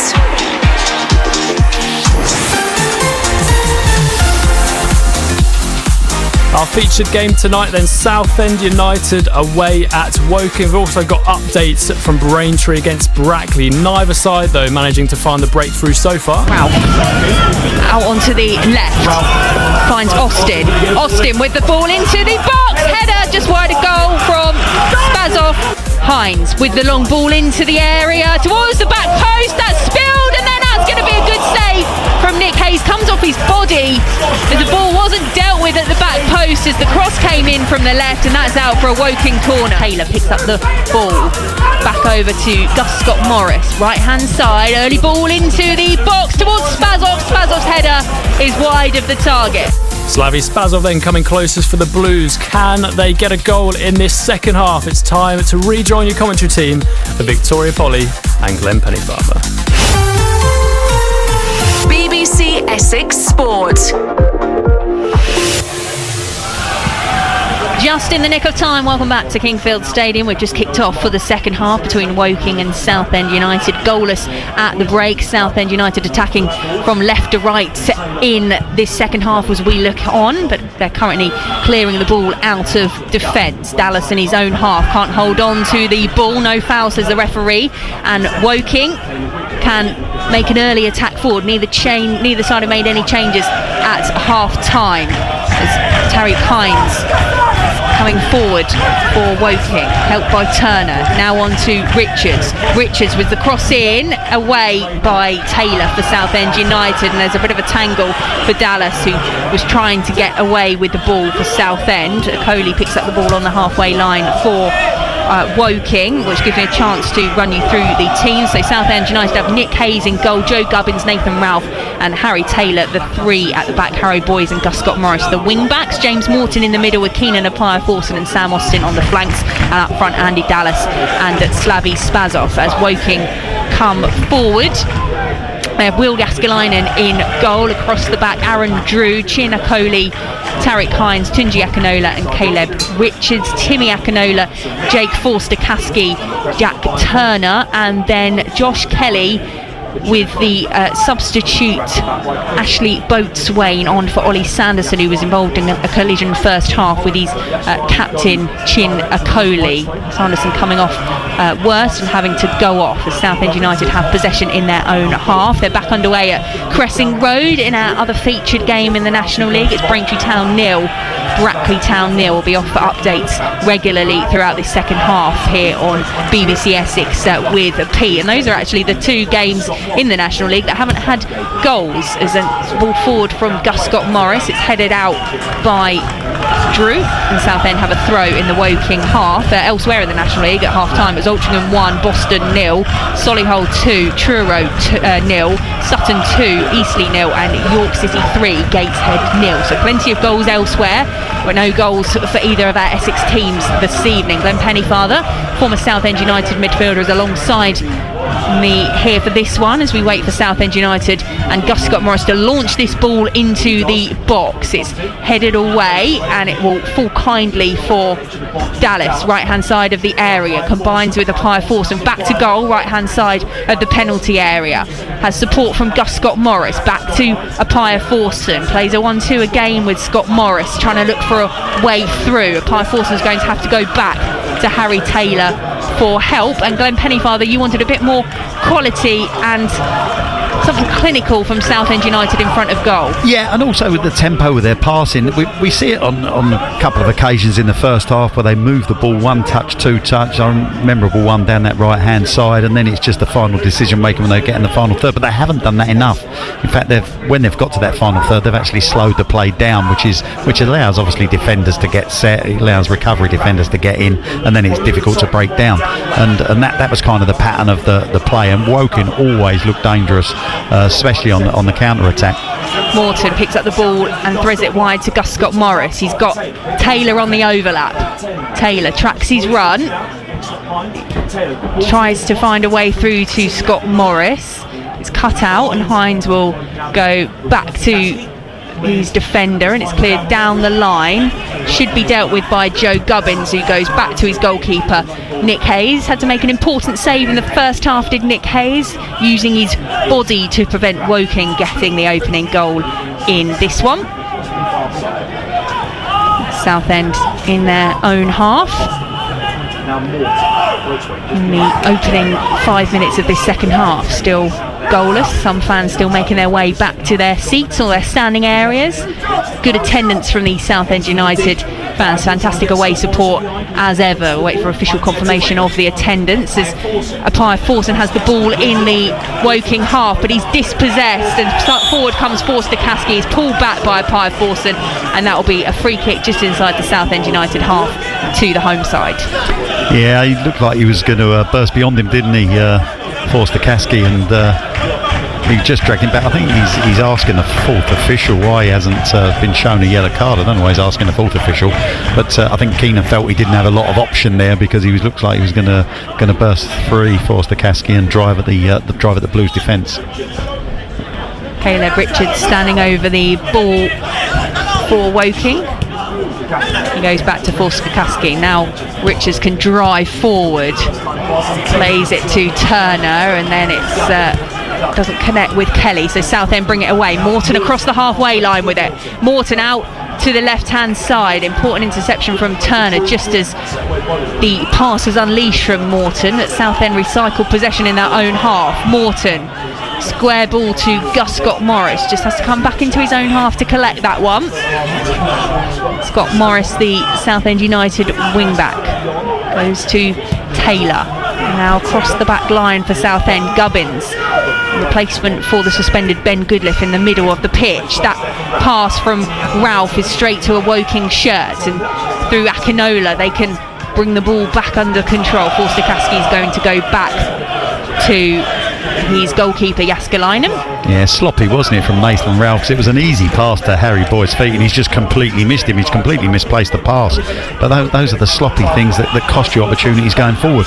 I'm just thinking, Victoria, we watch this Woking attack Kelly develop. Turns and runs out to the right hand side for Drew to put the ball into the box, headed away by Taylor. Out to the left hand side for a Woking throw. Great ball into the box by Drew. Had to be dealt with by the Southend defence. Yeah, we always say that the quality of the ball determines if you're going to having to defend it or not, and Harry Taylor had to defend that, and it was a great header. But just looking at the opportunities, the times Blues have had the opportunity where they've got beyond the midfield and driving at the defence of Woking, they just haven't managed to get away from them, whether it's been James Morton on the last occasion, Sam Austin on a couple of times. I think Slavy's had a go, Andy Dallas. He's kind of made for a Leon Parallon to come on and impact the game. Out to the left for Hines for Woking, breaking into the area, takes it wide, curls the shot, one-handed save by Nick Hayes. That was heading for the far corner from Hines. Great strike from the edge of the area. And Woking still have the ball in possession around the penalty area. Out to the right-hand side this time for Drew to get the cross in. That's into the arms of Nick Hayes. What an important save from the Southend United goalkeeper. Yeah, and he had to watch it all the way as well. It was moving. We was right behind that shot as Hines is coming off the left-hand side. He's danced inside a couple of challenges from Blues and whipped it right foot into that far corner of the net. But fair play to Nick Hayes. He's kept his eye on the ball. He's watched the flight of it because it was moving around, and he's got a strong arm on it just to bat it away. And that's a couple of saves Nick Hayes has had to make this evening, where for all Blues possession, Jaskalainen hasn't made one. Woking 0, Southend United 0. James Morton is tugged down in the centre circle, wins a free kick, takes it quickly. Southend United desperate to get up the other end and have a go themselves. Apaya Forson twisting and turning to Spazov. Ball over the top for Apaya Forson from Guscott Morris, and just as he looked to put the ball into the area, he was bundled off it, and Southend have a throw tight down to the corner flag. Yeah, it was interesting. Not only did he bundle Keenan Apaya Forson over and kick the ball away, and then try to claim a goal kick on top of that as well. It's a corner. Cries of yellows from the Southend United fans. Still goalless. Southend can get the ball into the box from this throw. It's taken short to Dallas. Back to Scott Morris, now to Hines as some more fireworks go off behind the goal. Lost on the edge of the area by Southend, and Morton's going to have to chase this one back. He'll pick it up on the halfway line to Taylor. There's me calling a corner, and it was a throw-in, and in my defence, I can't see a thing in that far corner. I can't even see that far. Apaya Forson has lost out to his man, and Kelly can break forward for Woking. He's got 3 Southend players around him. Morton comes off the better of them, picking up the ball, cleared long by Scott Morris, but he's unable to pick out Dallas. And Woking have another chance to attack, driving out of defence is Akinola all the way to 25 yards outside of goal. Hines now, left hand side of the penalty area, trying to get round Scott Morris, drags it for a pullback, 1 foot outstretched from Harry Taylor to get the ball out of the area, but still Woking enjoying a good spell of pressure with 54 minutes on the clock. Goalless in the National League here on BBC Essex. Yeah, all the momentum is with Woking in these opening minutes in the second period. They're struggling to get Slavy Spazov or Dallas in the game. Kelly trying to turn the ball around Harry Taylor. Harry Taylor gets there first. He's tripped by Kelly. Free kick to Southend United, and a chance for them to get the ball in the Woking area. Yeah, just a little bit of respite from Blues. They're under a bit of pressure. They've come out with a real intent, haven't they, and a real purpose. Woking, and they're driving forward as often. They're certainly investing players a lot more. They was kind of working a little bit more on the counter-attack in the first half, but I think they've looked at it, and Neil Ardley would have looked at it and said, you know what, we can get at these if we invest a few more players forward, and they're doing that in this second period. Hayes with the free kick. It's headed away by Richards, out for a throw for Southend in front of the dugouts where the substitutes are warming up. Cab Miley just being sent out. Scott Morris has the ball on the touchline.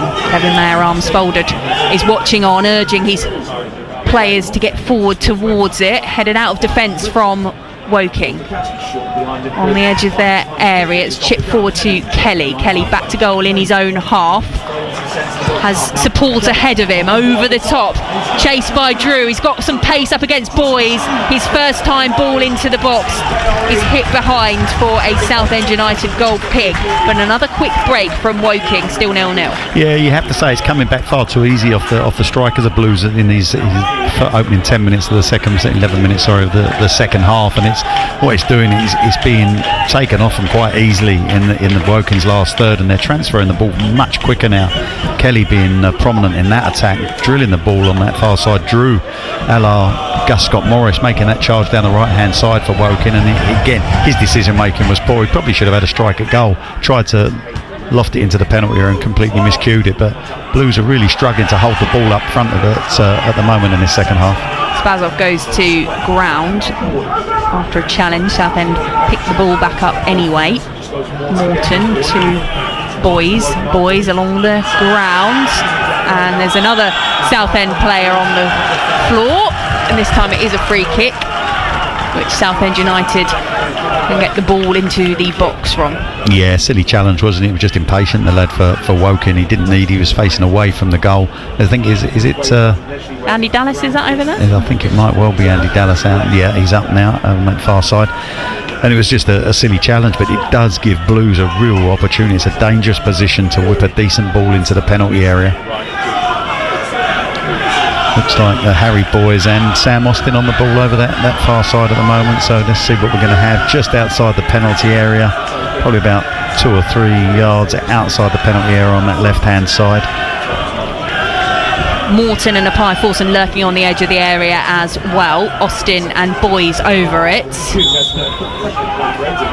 Austin runs away, so it will be Boys to deliver, away by the first defender.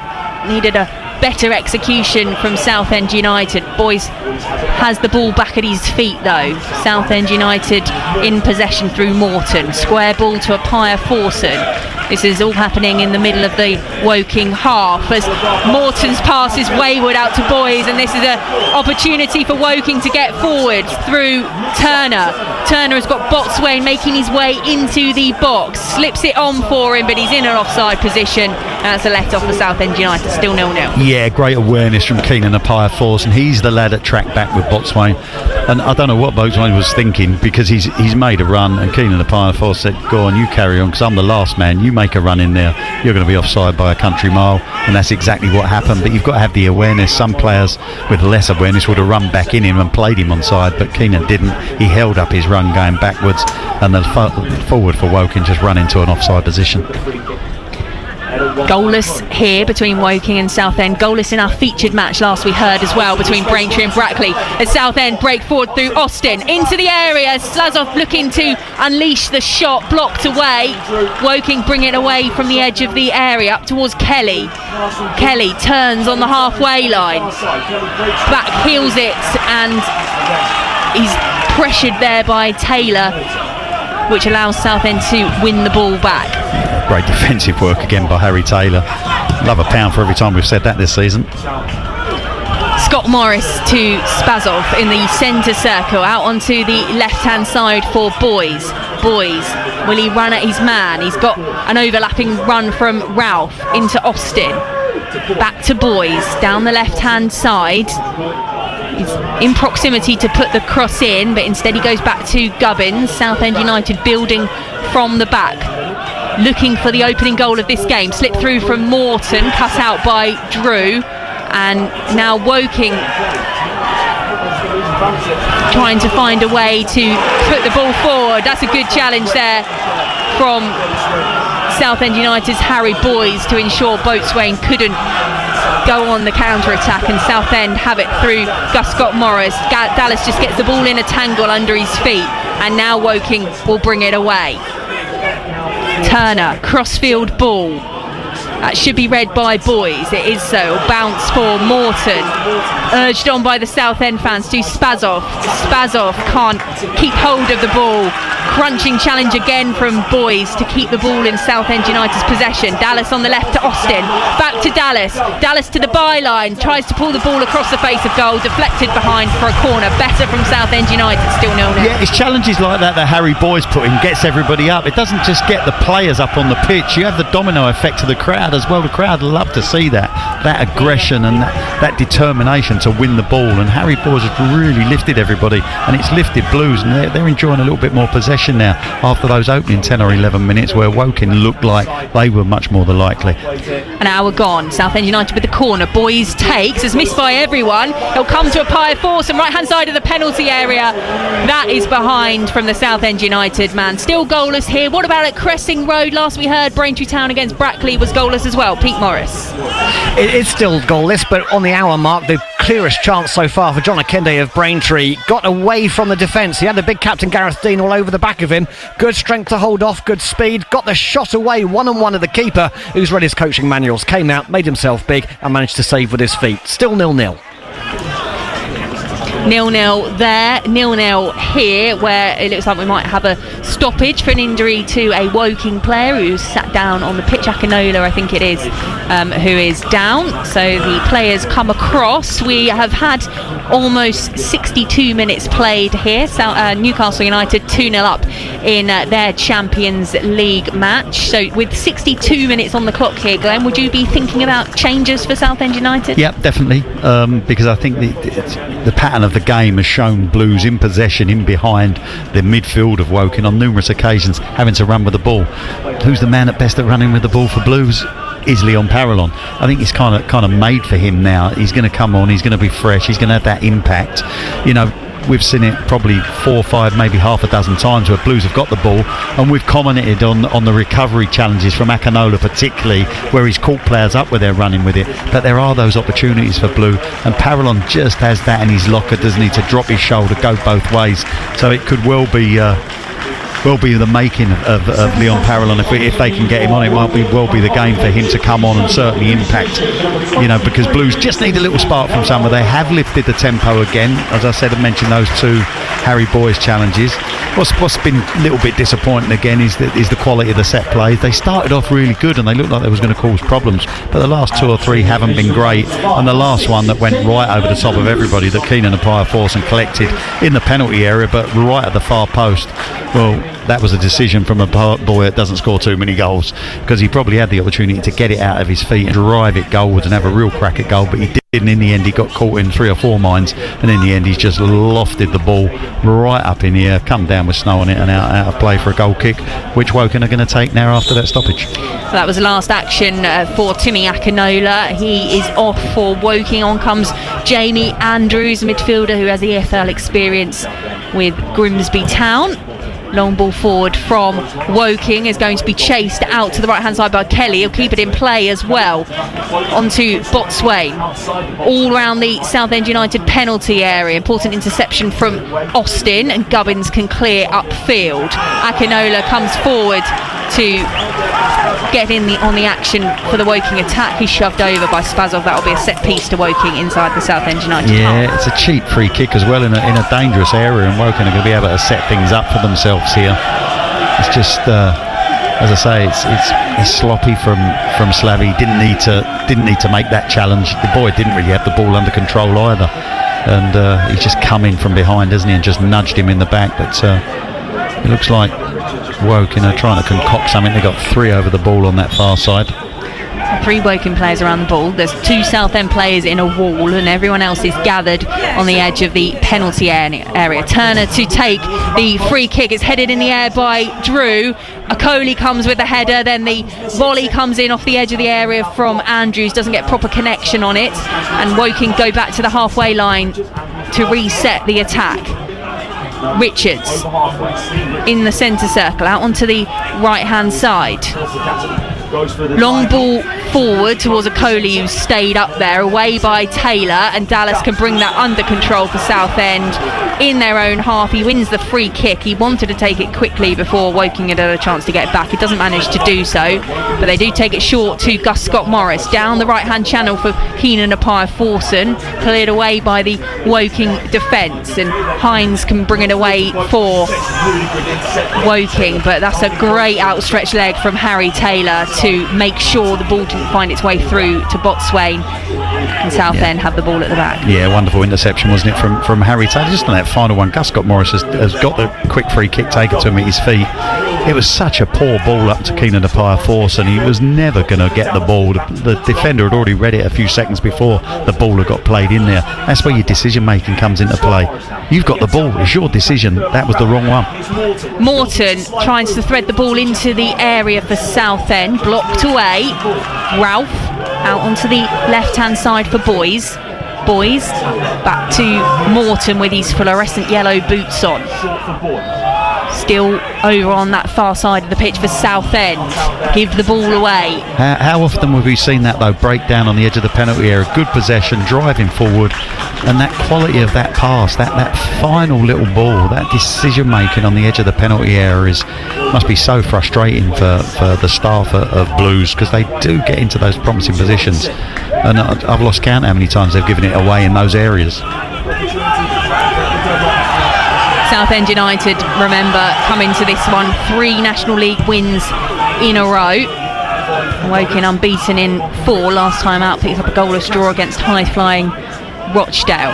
They had the ball in their own half, goalless on BBC Essex, almost 67 minutes played. Woking still have the ball at the back, on air until 10:30 this evening. Our reaction to this game and Braintree Town's National League match against Brackley, which is also still goalless. Woking can't find a way forward at the moment, playing this around in their own half. Hines finds some space for Turner. Turner driving towards the penalty area. Drew in space on the right hand side, puts the ball in. That's an important interception from Taylor, not cleared yet. Rolled into the back of the net from close range. Southend can't clear the Woking attack, and they concede their first goal in over 300 minutes in the National League. Scrambled in the goal mouth. Hayes beaten. It's Woking 1, Southend United 0. You have to give Woking some credit, because it was lovely football down this left-hand side. It's a bit like what we see from Blues on the right-hand side in the first half, where it was played one touch, they got it out in there, they changed the point of attack from left to right, and it all started with Tariq Hines. It got whipped into his feet, and what he's done, Victoria, he's just helped it round the corner into his striker, and they've just set it. It's gone wide. I think it was actually Josh Kelly that went wide with the ball out onto that right-hand side, where they had acres of space. Not quite sure where Harry Boys was on that occasion, but they had acres of space to attack Nathan Ralph. Nathan Ralph had cut him. He'd narrowed the pitch down, so there was a lot of space to drive in the penalty area. The ball's got whipped in. There's a couple of ricochets, and I think it was Kelly that eventually stuck it in the back of the net, didn't he? But that's all come about from Blues giving the ball away to start with, but then you have to give Woking some credit for good football to get that goal. Josh Kelly, the goal scorer then from close range for Woking, and Southend not only need to try and create something to get an advantage in this game, they now need to get back on level terms. Goal coming in the 68th minute. Woking 1, Southend United 0. Southend forced backwards to Gubbins. Now Taylor. Changes being prepared on the Southend bench as Spazov picks up the ball on the right hand side of the penalty area, cleared away by Richards for Woking, and Gus Scott-Morris wins the throw. On to Dallas right hand side of the penalty area, back to Gus Scott-Morris towards the far post, looking for the head of Austin, and the offside flag is up. Couple of yellow shirts on the Southend bench. In fact, I think I can see 4 of them. 4 changes. Well, I'd imagine it's definitely going to be Leon Parallon, Jack Bridge, Josh Walker, possibly Cav Miley as well. Can't really see at the moment. Can only see Leon Parallon at the moment. I can see Bridge as well. So there's a flurry of activity on the bench, but they're not quite ready yet. Don't think the referee has spotted. No, he will now stop play. So we will see the introduction of Leon Parallon. He's going to come on for Keenan Appiah Forson. Celebrating his 24th birthday today is Leon Parallon. Tom Hopper is also down on the sidelines ready to come on. So the fourth official's got his work cut out here to sort all this admin out. Slavy Spazov coming off for Tom Hopper. Tom Hopper only playing 20 minutes on Saturday. He was the one sacrificed after the red card for Ben Goodliff. Andy Dallas is coming across as well. And Andy Dallas off for Cav Miley, Glenn Pennyfather. Yeah, I would imagine, is there going to be another change? Is there a fourth change coming here? I think Josh Walker, yeah, because the Blues need another striker on. It doesn't surprise me, the strikers, because I thought they were part of the good spell when Blues were in the ascendancy, probably the first 20-25 minutes. But since that time, they've really they've struggled to get any service to them, and when the service has come, it just hasn't been held up. There just hasn't been enough quality from Spazov and Dallas this evening. There just hasn't been that, and they haven't held a threat since that time either. So it doesn't surprise me that that Kevin has changed the two, because Blues need to do something to get back in this game. Long ball forward from Scott Morris. Walker picks it up from the defender. Walker out onto the left-hand side for Boys. Boys rolls it back into Walker, back to goal. He's in the penalty area though for Southend. Can he lay it off to a yellow shirt? Steers it out to the left-hand side for Parallon. Parallon cutting back in the penalty area. Shot comes in, deflection, hooked away by Hines. And then it will be cleared long on the edge of the area by Woking. Southend have got to get used to these changes that they've made, but certainly looking lively. Well, already Josh Walker's held the ball up a lot better than the Spazov and Dallas did in the second period. He's held the ball up and brought people into play on the edge of Woking's penalty area, which is what you want from your striker. And that's what you want when you're a goal down and looking for a way back into the game for Southend United. Parallon with a back heel down the line looking for Boys. Boys wins the throw, wants to take it quickly for Southend over on that far side. Takes it short to Walker. Back on to Boys, blocked away, another throw. Southend with action in the Woking half, taken short to Miley. Miley, one of those four substitutes made by Southend. Cross again, blocked away by Drew, who's going to have plenty of bruises in all sorts of places with these blocks that he's been putting in on the Harry Boys crosses. Yeah, it looks like it's injected a little bit of urgency, even in the short time they've been on. It looks like they've stepped up half a yard, Blues. Whether to see if they can manufacture the chances to get back in this game now. Parallon is dispossessed on the edge of the box. Kelly, the goal scorer, brings the ball under control. It's off the heels of a Southend United defender, and it's the throw-in on the halfway line for the home side, who lead this game by 1-0. Yeah, and Kelly doing something that I said about with Slavy Spazov in that first half. But remember when he dillied and dallied and didn't make a decision? Kelly's made the decision. I'm going to knock this ball past you, Joe Gubbins, and I'm going to run and I'm going to beat you for pace. Joe Gubbins won that actual duel, but what he was being, Josh Kelly's positive, and he gets his side up the pitch. Ball forward from the substitute Andrews, and then the ball is even further forward from Akinola, but out of play for a Woking throw, Southend throw, in front of their travelling fans who've been quietened down by that goal for the home side. And because there is a throw-in in the Southend United half, deep in the Southend United half, let's go over to Braintree Town, where there is a penalty, I'm told. Pete Morris.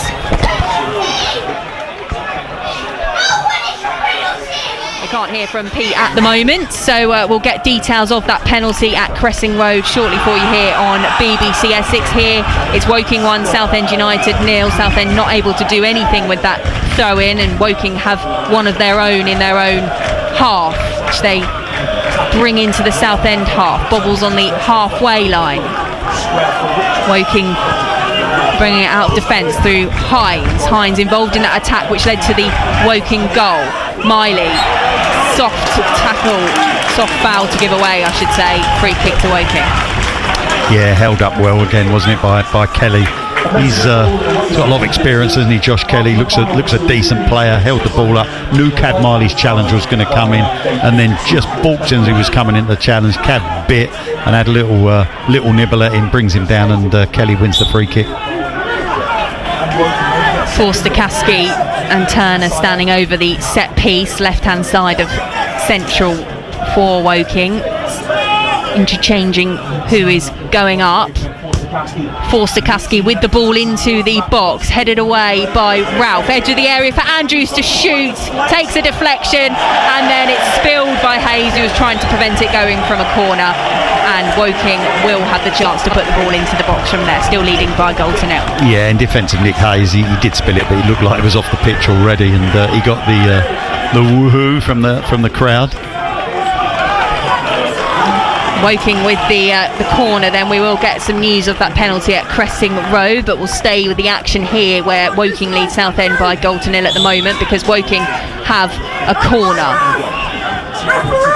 from the left hand side towards the near post, headed away, edge of the area. Hines puts it back in, appeals for offside for Kelly, who works it out onto the left hand side. Cross comes in again, headed away by the Southend United defence, and out for a corner on the right hand side this time, which has got the Woking fans in good voice. Yeah, it was a quality ball whipped in, wasn't it, by Jack Turner with his right foot, right on the money, right on the 6-yard line. Again, another ball.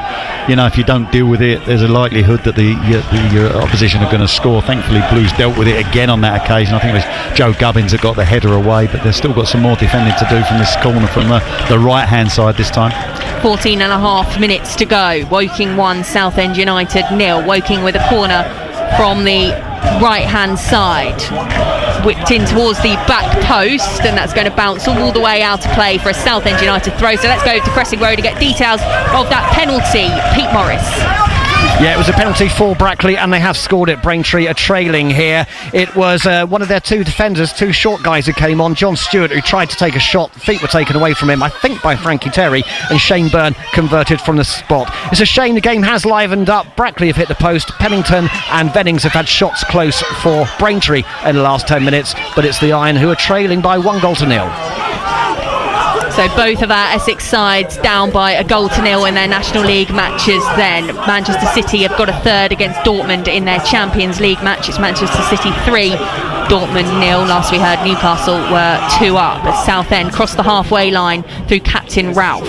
Onto Boys, that's just rolled to no one in particular. Woking on top, a goal up. Bring the ball away. Andrews onto Forster, Caskey. Really been controlling things in midfield for Woking. The pace of Richards now down the left hand side for the home side, who lead by a goal to 0. Inside to Andrews, onto Turner, brings Akinola into play. Akinola's got space in the Southend half. So as Turner out on the right hand side towards Drew, headed back in by Boys and cleared away by Gubbins. Now Walker can chase a loose ball in the Woking half. He will get there first. He's got defenders in front of him, has Josh Walker making his way towards the penalty area, right hand side. Support coming in the form of Scott Morris. Now Taylor. Southend United encroaching on the Woking half, but they need to get in the box if they're to find themselves a goal. On to Miley. Miley stops on the ball. Scott Morris to Taylor in an advanced position. Now Austin coming out to the right hand side. Can he get the ball into the box? Still got Taylor in support. Taylor goes for the high ball into the box, and Jaskalainen wasn't quite sure where that was going to end up. It was already off the pitch as he touched it, so it will be a goal kick to Woking, who still lead by a goal to 0. Yeah, just a complete miscue, wasn't it, from Harry Taylor? I have to say he's been excellent again this evening. He really has. Defensively he's been absolutely solid, and just on that cross as he's gone forward, he's miscued it and he's gone out of play. But Blues just huffing and puffing a little bit. I think that the urgency was injected, but now it's waned again, and it's become much more flat again from Blues, struggling really to get the ball forward. Josh Walker has enjoyed a little bit of possession down this right hand side, but he's getting bodies up quicker to support it, and when they are up, they move the ball a little bit quicker. 10 minutes to go. Southend trailing by a goal to 0. Miley on the ball for Southend United, out onto the left-hand side. Attendances have been announced as 2,708. There's 633 Southend United fans here this evening. Southend lose out in the corner over on the far side. The Woking clearance is charged down and out for a throw-in to the home side. It breaks down on the edge of the box once again for Blues. It's copy and paste, isn't it, at the moment, unfortunately for Southend. Woking change. The two they've made so far have been enforced. That one in the first half, Ollie Sanderson replaced by Ashley Botswain, and then Akinola replaced by Andrews. Now it will be Jack Turner coming off and Harry Beautyman coming on. Had spells with the likes of Leyton Orient. He was prolific when he played for Sutton in their promotion winning season. He's got 3 goals so far this season, the 33-year-old, and he's joining the action with just under 10 minutes to go. And Southend United looking for a goal back. There's a slip there by Boys, but Austin has the ball for Southend and has played it out for a Woking throw over on the far side. Drew down the line with the throw. Comes off the head of Ralph, and he and Gubbins will have to try and keep that from going out for a corner. They do so, but it's out for a throw on the far side for Woking. Is it multi-ball going on? I don't know. There's a number of balls that keep coming in and on and off the pitch. I know that one's gone into the crowd. That eventually came back onto the pitch, but the lad on the far side has already got a ball in his hand. Efficiency. Long ball is going to come into the box from the throw. It's headed away, but it hasn't got much distance on it. Boys has it at his feet and is trying to play it out of the back. It's poked out play for a Southend throw. Well, that was probably as far as you're ever going to see somebody still on a throw, and he probably stole about 30 metres there. He went out in the bottom corner, didn't it, by the corner flag, and he was more or less in front of Blues penalty area. Played across the penalty area by Taylor to Scott Morris. High press coming from Woking to put Blues under pressure at the back. Scott Morris goes long with it. Coley away. Austin picks up the loose ball. Goes square to Parallon. Parallon out on the left for Boys. Boys putting the cross in. Can't beat the first man. Blocked and cleared away. Headed back by Gubbins out onto the right-hand side. And then Hines has slipped, and that will be out of a throw for Southend United. And that's fortunate, because that could have resulted in an attack from Woking. Yeah. It was a shame. Sometimes I do it, and I haven't done it this evening. Tally up how many times Blues enter the final third and give the ball away. I think I'd have run out of paper this evening. Throw-in taken short to Austin. Back to Scott Morris. Now Austin again. Goes square for Gubbins. Gubbins is going to have a go from distance. I think his eyes lit up there. He got it all wrong, well wide of the target. Never believed it, did he? Really? I mean, he was coming. It's the most difficult strike when the ball's running square across the face of you, and you've got to time it perfectly. It's not like it's running away from you or running towards you when it's easier to strike. When it's running across the face of you, that timing has got to be spot on. And as Joe Gubbins was approaching that ball, as you rightly said, his eyes had probably lit up, but his head didn't really believe it. His heart was probably there, but his head didn't really believe he could do it. And in the end, he sliced it with the outside of his foot, and it goes out of play for a goal kick. Harry Boys is off. Jack Bridge is on for Southend United for the final 6 minutes of this one. Woking 1, Southend United 0 on BBC Essex Sport, on air until 10:30 for your reaction to tonight's games, as there's a throw down the far side for Woking and a shove on a Southend United player on the edge of their own area. Results in a set piece, which they take quickly to Taylor. Taylor still in the Southend half onto Gubbins.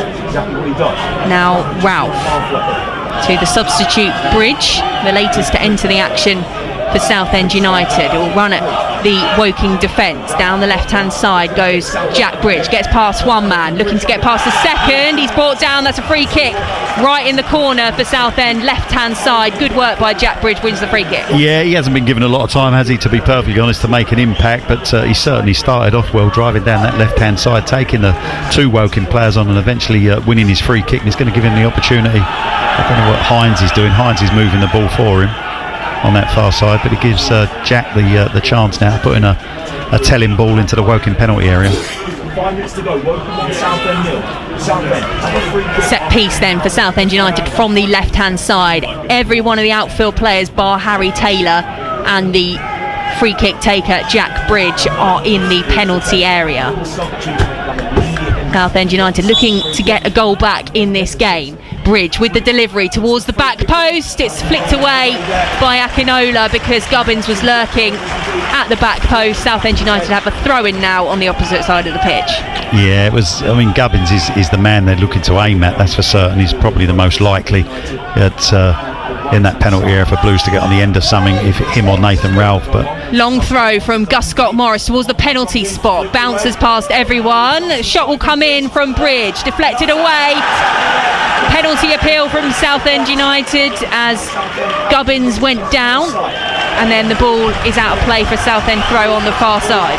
Yeah, it was a good challenge. I mean, I think the crowd went up because Gubbins went to ground, but it was a decent challenge. Parallon into the box, headed away. Kelly can bring this away for Woking, can he? No. Good work by, who's that man? Harry Taylor.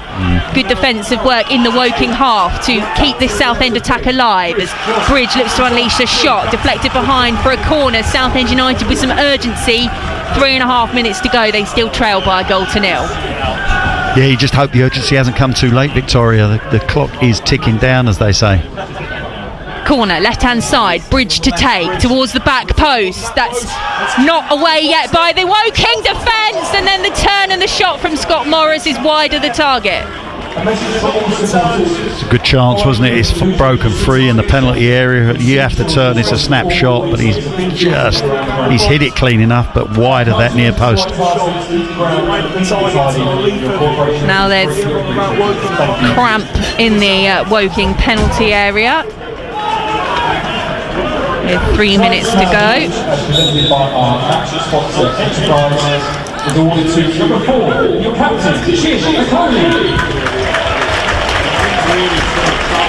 The Woking captain Chinna Coley announced as the player of the match here as Woking win themselves a free kick in the Southend United half, which is just going to eat up more time into the opportunity for Southend to get back into this game. Don't forget, if you want to get in touch with BBC Essex with your thoughts, Tom is waiting for your reaction. 81333 on the text, 08000 321 333 on WhatsApp. Start your messages with the word Essex. Will we be talking about the first defeat for Southend United in the National League as the yellow card is coming out for the Woking free kick taker for some time wasting? Or will we be talking about a late resurgence from Southend United? They've only got 2 minutes of normal time and whatever is added on to do it. As the free kick is taken short and Woking are going to go back with it. They're on the defensive. Over the top from Akoli. Hayes will collect that and roll it out quickly to Taylor. Taylor cuts inside onto Ralph. Southend bringing the ball into the Woking half through Bridge onto Parallon to Taylor now. Right hand side for Scott Morris. Southend United trying to build, but they need this ball in the box. Deflected out for a throw to Southend, just the other side of the away dugout where the Blues head coach Kevin Mayer is watching on. Throw in taken towards the edge of the penalty area to Walker for Southend. Walker has to go backwards. Now to Parallon, edge of the area, tries the shot, palmed away by Jääskeläinen. Corner to Southend United, good chance in the closing stages. Yeah, 89th minute made Jääskeläinen work. You know, he's had to make a save. It's a decent work by Leon Parallon. Quick feet, wasn't it, on the edge of the penalty area, just jinked inside onto his right foot, unleashed the shot, just palmed away by Jääskeläinen away to his left hand side. Corner from the right for Bridge. That's poked in, is it? No. Miley didn't get enough on it, and Jääskeläinen read it, gets down to his left hand side, picks up the ball. Yeah, the contact took all the pace off the ball. The pace was there when the ball got whipped in, but the contact wasn't great, and it took that pace off of it, and it harmlessly went into Jääskeläinen's hands on his goal line. Throw in for Southend United in their own half. We're about to find out how much we'll have added on, and it will be 5 minutes. 5 more minutes for Southend United to try and find themselves an equaliser. Ball headed down the right hand channel and absolutely thumped out of the ground by the Woking captain Chinakoli. Yeah, they can't score from there, as they say. Gus Scott Morris will do his best to try and launch this ball as close as he can towards the penalty area. He does so, looking for Hopper, headed away by Akoli, and it's going to run out of play just the wrong side of the corner flag. It will be a throw-in. Yeah, to be fair to Akoli, he's headed everything tonight, and anything that's been thrown in at their penalty area, he's been the man. He's got on the end of it and he's dealt with it. Throw into the box from Scott Morris, flicked away by the Woking defence. Taylor with the shot, takes a deflection and bounces kindly into the hands of Jääskeläinen. Well, when that fell to Harry Taylor, I thought for all people to score this evening, it would sum up Harry Taylor. He's been excellent again tonight, but he never got hold of that strike, unfortunately, with his left foot. Got a ricochet, and then it lands harmlessly into Jääskeläinen's hands once again. Played 1 minute of the 5 added on. Ball cleared out the Southend defence for Austin to chase. Austin will take on Hines, doesn't get the better of him, fouls him on the edge of the area. Referee plays the advantage, and they can clear it up to Boatswain, who is actually very deep in the Woking half. Runs into Miley, but still manages to hold on to the ball, does the Ipswich low knee.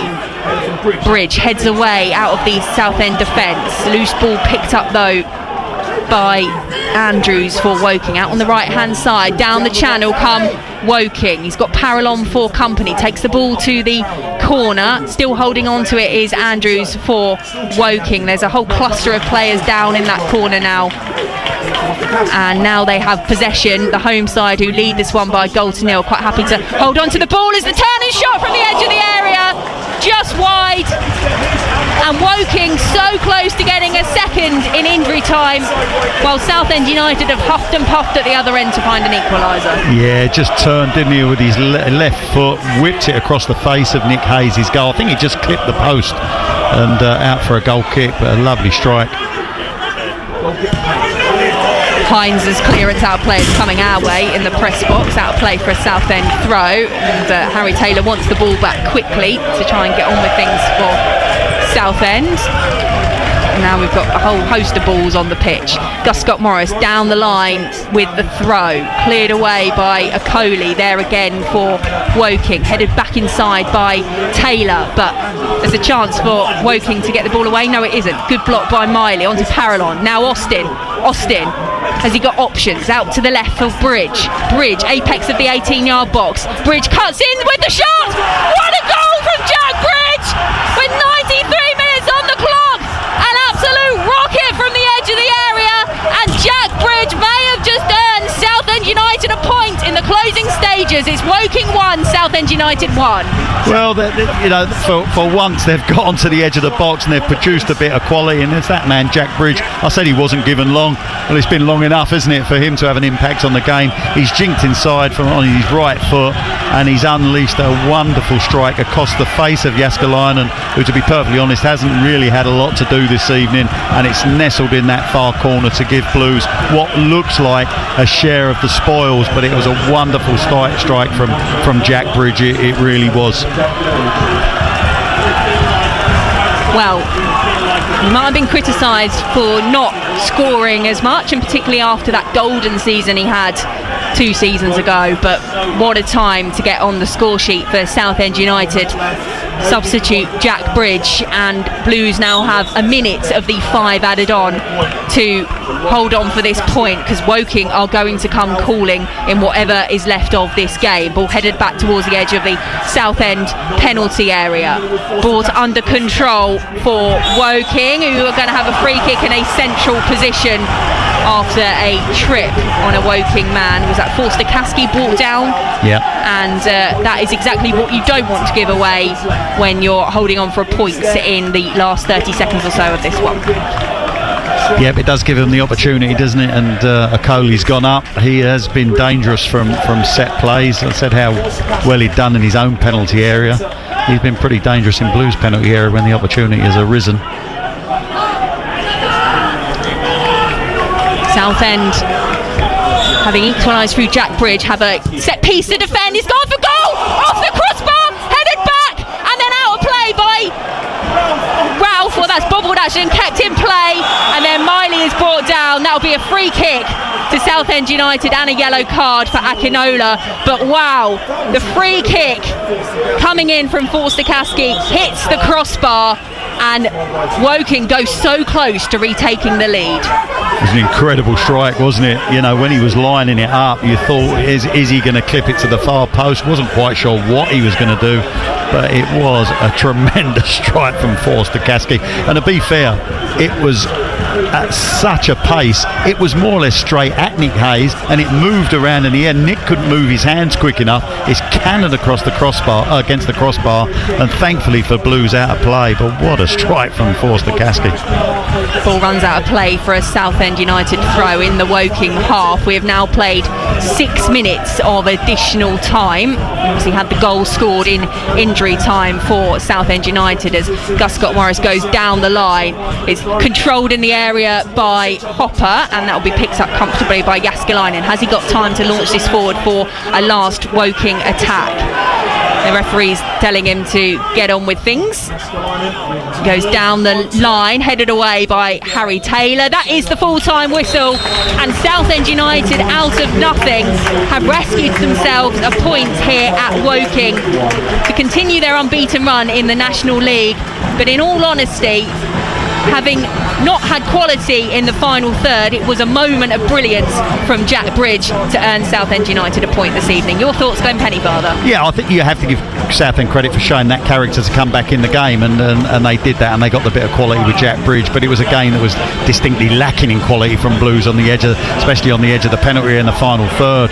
Numerous occasions that the approach plays decent. You know, they get into promising positions, and then the decision making, or that final ball, that end product, whatever you like to call it, just doesn't happen, and that needs to be addressed. That needs to improve. Of course it does for Blues if they're going to be as successful this season. Woking showed that quality, but I think Woking's approach changed in that second half. I think they was buoyed by the fact that late in the first half they had a couple of opportunities, if you remember, with some hesitant defending from Blues at that far post, and I think that gave them the belief, and I think they've gone in that direction at half time, and Neil Ardley has said to them, listen, believe in yourself here, have the confidence, and you can get at Southend United, because I think their approach was completely different. I think Blues controlled a vast majority of that first half in terms of possession and territory, but it was Woking that came out with the intent and the purpose in the second period. They got themselves in front with a quality goal of their own. It was a great move from left to right, and in the end, okay, it's a scrappy finish, but the move leading up to that ended with the conclusion of it being the back of Blues net. Then Blues huffed and puffed. I thought the substitutions that came on, they gave them a little bit of urgency to start with. Then it went a little bit flat again, but it was the introduction of Jack Bridge on that far side. I think it was at about 84 minutes that Jack Bridge came on, and he was the one, he run down, I think his first piece of play, he run down that left side, beat a couple of players, got a free kick, and that kind of lifted Blues a little bit. And then the goal is a tremendous strike, isn't it, from Jack Bridge. But even after that, I mean, Woking could have won it with that strike from Forster Caskey, but it wasn't to be, and I think that's 5 draws in a row at home for Woking. But for Woking, it'll probably feel a little bit like a defeat. For Blues, it'll feel like they've got out of jail really with that goal from Jack Bridge. But as I said, it does show character. They've come away, they haven't got beaten, they've taken a point on what was not the best performance in the world, we have to say that. Yeah, and all eyes then go to Carlisle on Saturday. On air until 10:30 with your reaction then. 5 games unbeaten in the National League now for Southend United. 81333 on the text, 08000 321 333 on WhatsApp. Start your messages with the word Essex. Braintree Town have been beaten at home in their match. We'll get some reaction on the way to that. But here at Woking, having gone a goal down in the second half, a scramble goalmouth goal for Josh Kelly to put Woking ahead. Jack Bridge, substitute for Southend United, fired home from the edge of the area to hand Southend United a point. It's finished Woking 1, Southend United 1. Lighting up Essex for Christmas with BBC Essex. On Saturday the 15th, BBC Essex will be hosting an afternoon of festive entertainment in Southend. The fun begins at 1 outside the Victoria Shopping Centre. And the Christmas lights are switched on at 6. And on Sunday the 16th, BBC Essex presenter Akila Rodriguez, that's me, will be in Chelmsford. There's live music and Christmas entertainment outside Shire Hall from 2 p.m, followed by the big Christmas switch on at 5. Lighting up Essex for Christmas with BBC Essex.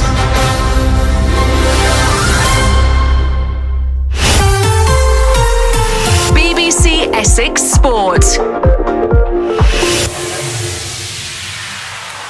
Tom Larson right with you on BBC Essex Sports at 13 minutes to 10 here, so we've got around about 45 minutes before we're off air at 10:30 to bring you all the reaction to Southend United drawing 1-1 at Woking. Jack Bridge, the saviour for the Blues, super sub, coming in to the side in the closing stages, cutting in onto his right foot and curling one into the top corner to make sure the Blues weren't facing 2 defeats in a row, of course losing the cup at the weekend, but that makes it, I make it at least, that's quite a few unbeaten for the Blues now in the National League, and means they remain in the play-off places at the close of play this evening. As you heard from Victoria, we've also been keeping across Braintree Town against Brackley Town, the Iron in some difficulty down the bottom end of the National League and looking to get a win, which they've been avoiding them for around about 6 games now. Pete Morris has been watching this one. Braintree Town, Brackley Town. Pete Morris. Yeah, it's finished Braintree Town 0, Brackley Town 1, and the meeting of the 2 lowest scoring sides in the division ended with a penalty spot separating them. It came midway through the second half, midfielder Shane Byrne converting from the spot after substitute striker Callum Stewart had been felled in the area. That was the liveliest part of the game. Their defender Tyler Little had hit the post just a couple of moments beforehand, and Braintree's 2 decent chances came either side of half-time, both producing saves from John Maxted. The first from a Pinnington shot turned into the side netting, and the second a 1-on-1 where keeper won against John Akinde. The manager Steve Pitt did have to mix things up a little bit after last week's capitulation against Chelmsford in the FA Cup. He did change it around. He brought on Lewis Walker for his first start since August. He looked lively for the first half before being substituted at half-time. There were 5 bookings for Braintree, their lowest attendance of the season, 732. To be fair, it was midweek and bonfire night. That's now 7 league games without a win. It's in fact 4 home league games without a goal even, and while Brackley move up into the mid-table area of the National League, Braintree Town, unfortunately, are right back below the relegation line. It finished here, Braintree 0, Brackley 1. Thank you, Pete. Reaction to come then from the Iron, losing that 7 without a win in the league for Braintree, trying to get things going as you enter the mid part of the seasons. Can they stay in that division for the 2nd consecutive season? So we'll try and hear from Steve Pitt before we're off air at 10:30. Love to hear from you as well. So Southend United drawing 1-1 at Woking, Braintree losing 1-0 at home to Brackley Town. If you want to get in touch with us, the way to do so on the text 81333, on WhatsApp 08000 321 333. Start your text or your WhatsApp with the words Essex. On X, you can find us at BBC Essex Sport, or if you want to send us something by email, it's essex.sport@bbc.co.uk. We also open our phone lines in the final hour of the programme, so if you want to call us, it's 0800 111 40 41. Just to take you through the scores from elsewhere then, starting off in the Champions League. Chelsea drew 2-2 with Qarabag. That was the early kickoff in the group stage matches that we're keeping an eye on. Just one to mention for you, not involving our sides across the UK. It's Club Brugge 3, Barcelona 3. So quite a shock result potentially on the cards there, just into the final knockings, 94th minute of that one, so into stoppage time there. Also about to finish off, Manchester City 4, Borussia Dortmund 1. 2 goals for Phil Foden, 1 for Erling Haaland and 1 for Shirky for the Citizens. And then Newcastle United 2, Athletic Bilbao 0, goals from Dan Burn and Joe Linton. As I said, both those games just about to tick over into full time. In the Championship then, Preston 2, Swansea 1. Preston going 2 ahead, Swansea getting 1 back, but it just turned out to be a consolation. It's finished QPR 1, Southampton 2. Again, Southampton going 2 up, QPR getting 1 back, but not enough. That moves Southampton a few points clear of the relegation zone in the Championship. It's finished Sheffield Wednesday 1, Norwich 1. So Wednesday stay bottom of the table. Norwich City 23rd at the moment, and then goalless between Portsmouth and Wrexham. In the National League, you already know about Woking 1, Southend United 1. Elsewhere, it finished Altrincham 1, Boston United 0. Solihull Moors 4, Truro City 0. So a big win for Solihull at Truro, the team currently in 23rd in the division. Sutton United 2, Eastleigh 1. And York City 4, Gateshead 0. So a big result for York City there. It's 53 minutes past 9 here on BBC Essex Sport. We'll bring you the scores from a couple Essex non-league games before we're off air too. As I said, love to hear from you. What did you make of this evening's action? Already had a couple messages coming through. We'll put them perhaps to Glenn Pennyfather, who's still listening across to us here. But yeah, if you want to get in touch with the programme, 81333 on the text, 08000 321 on WhatsApp. Start your messages and your WhatsApps with the word Essex. The time is 9:53. Wow. BBC Essex Sport.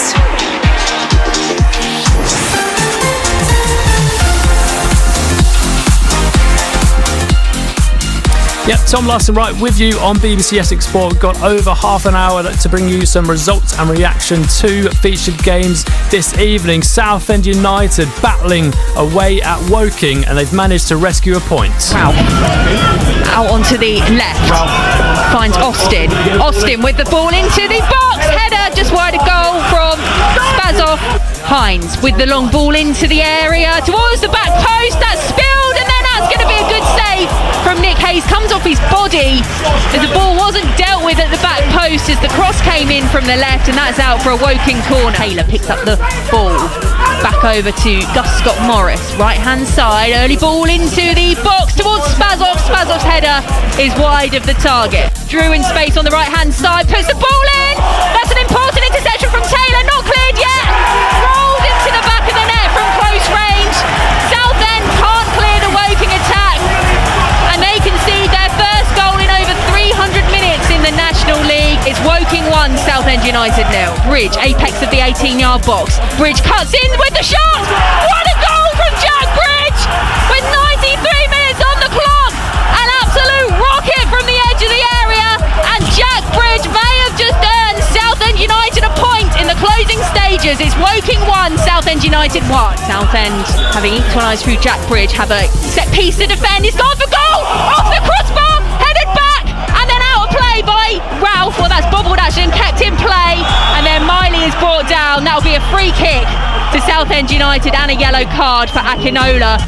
So finish Woking 1, Southend United 1. Blues fans, did you get away with one there? Or are you just happy to have the quality that can come off the bench and nick a point when you need it? Love to hear from you in the final half an hour of the programme. Elsewhere, Braintree Town are now 7 without a win in the National League. First corner from Braintree as a header on target, saved on the line, thumped away by the defence, but that's the first decent save, first decent shot, and Cooper can bring it away from him. Out towards the right to Piddington, runs towards the corner of the area. Oh, he's turned his first man onto his left foot, shot on goal, and it's side-footed into the side netting with a little touch on from the keeper. There was a save there, that's going to go away for a corner too. Braintree coming forward again, James Vennings, he's got Piddington out on the right-hand side on the overlap. Piddington turns inside, uses Vennings as the foil. Vennings running outside, shot across the face of goal and can't be put in at the far post. Back out to Pollock and Price. Price squares out towards the right-hand side. Little with a shot in, it's off the post. And that is eventually cleared away by Frankie Terry into safety towards left-hand side. But that was a snapshot. Away down the right-hand side is Low into the area. He has turned his side onto his right foot, squares into the middle. The shooting chance is on for Stewart. Stewart falls over. The referee points towards the spot. Going to be a right footer, plenty of fans behind waving their arms, and it's shot into the right hand side of the net. Shane Byrne takes the lead for Brackley. It's Braintree 0, Brackley 1 from the penalty spot. And that was the difference, that penalty consigning Braintree to a defeat and without a win in 7 games. As we've been saying, the Iron remain 21st in the league, the final spot in the relegation places, but it's only goal difference that leaves them below the dotted line. Iron fans, love to hear from you in the final half an hour of the show as well. This is the way to get in touch. Call 0800 111 40 41. Text 81333 and start your message with the word Essex. BBC Essex Sport.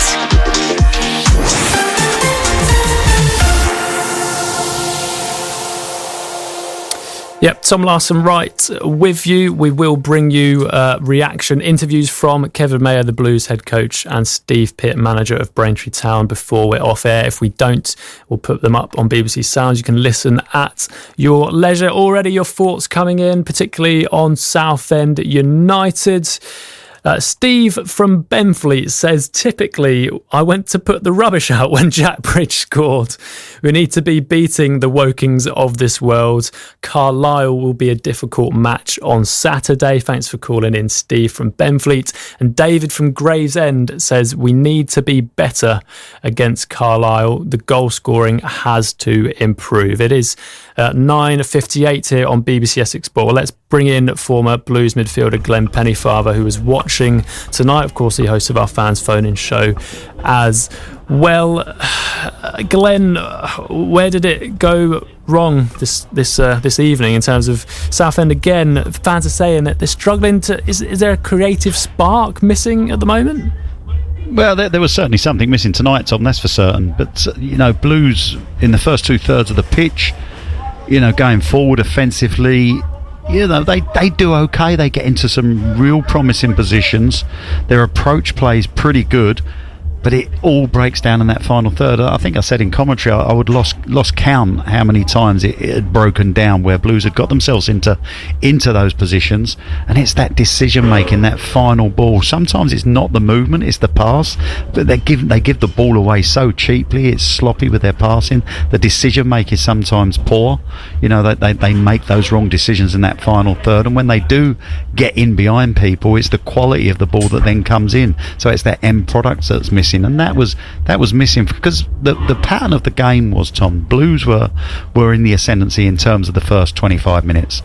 They was enjoying the possession, they was enjoying territory, and Woking was sitting off of them a little bit, and they was allowing Blues that possession, and the approach work, as I said, was good, but they just couldn't get the breakthrough. They didn't make Jaskalainen work at all in that time.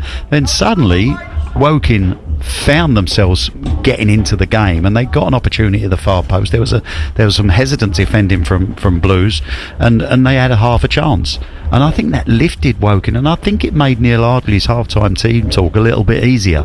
I think because he had a complete change of approach in the second period. I think he probably said to his team, listen, you're showing this side far too much respect. We can get at these. These are beatable without a shadow of a doubt, and that's what they did.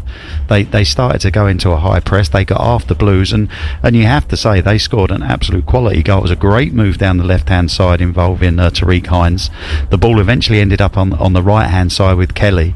Played out there by Kelly, and the ball come into Blues penalty area.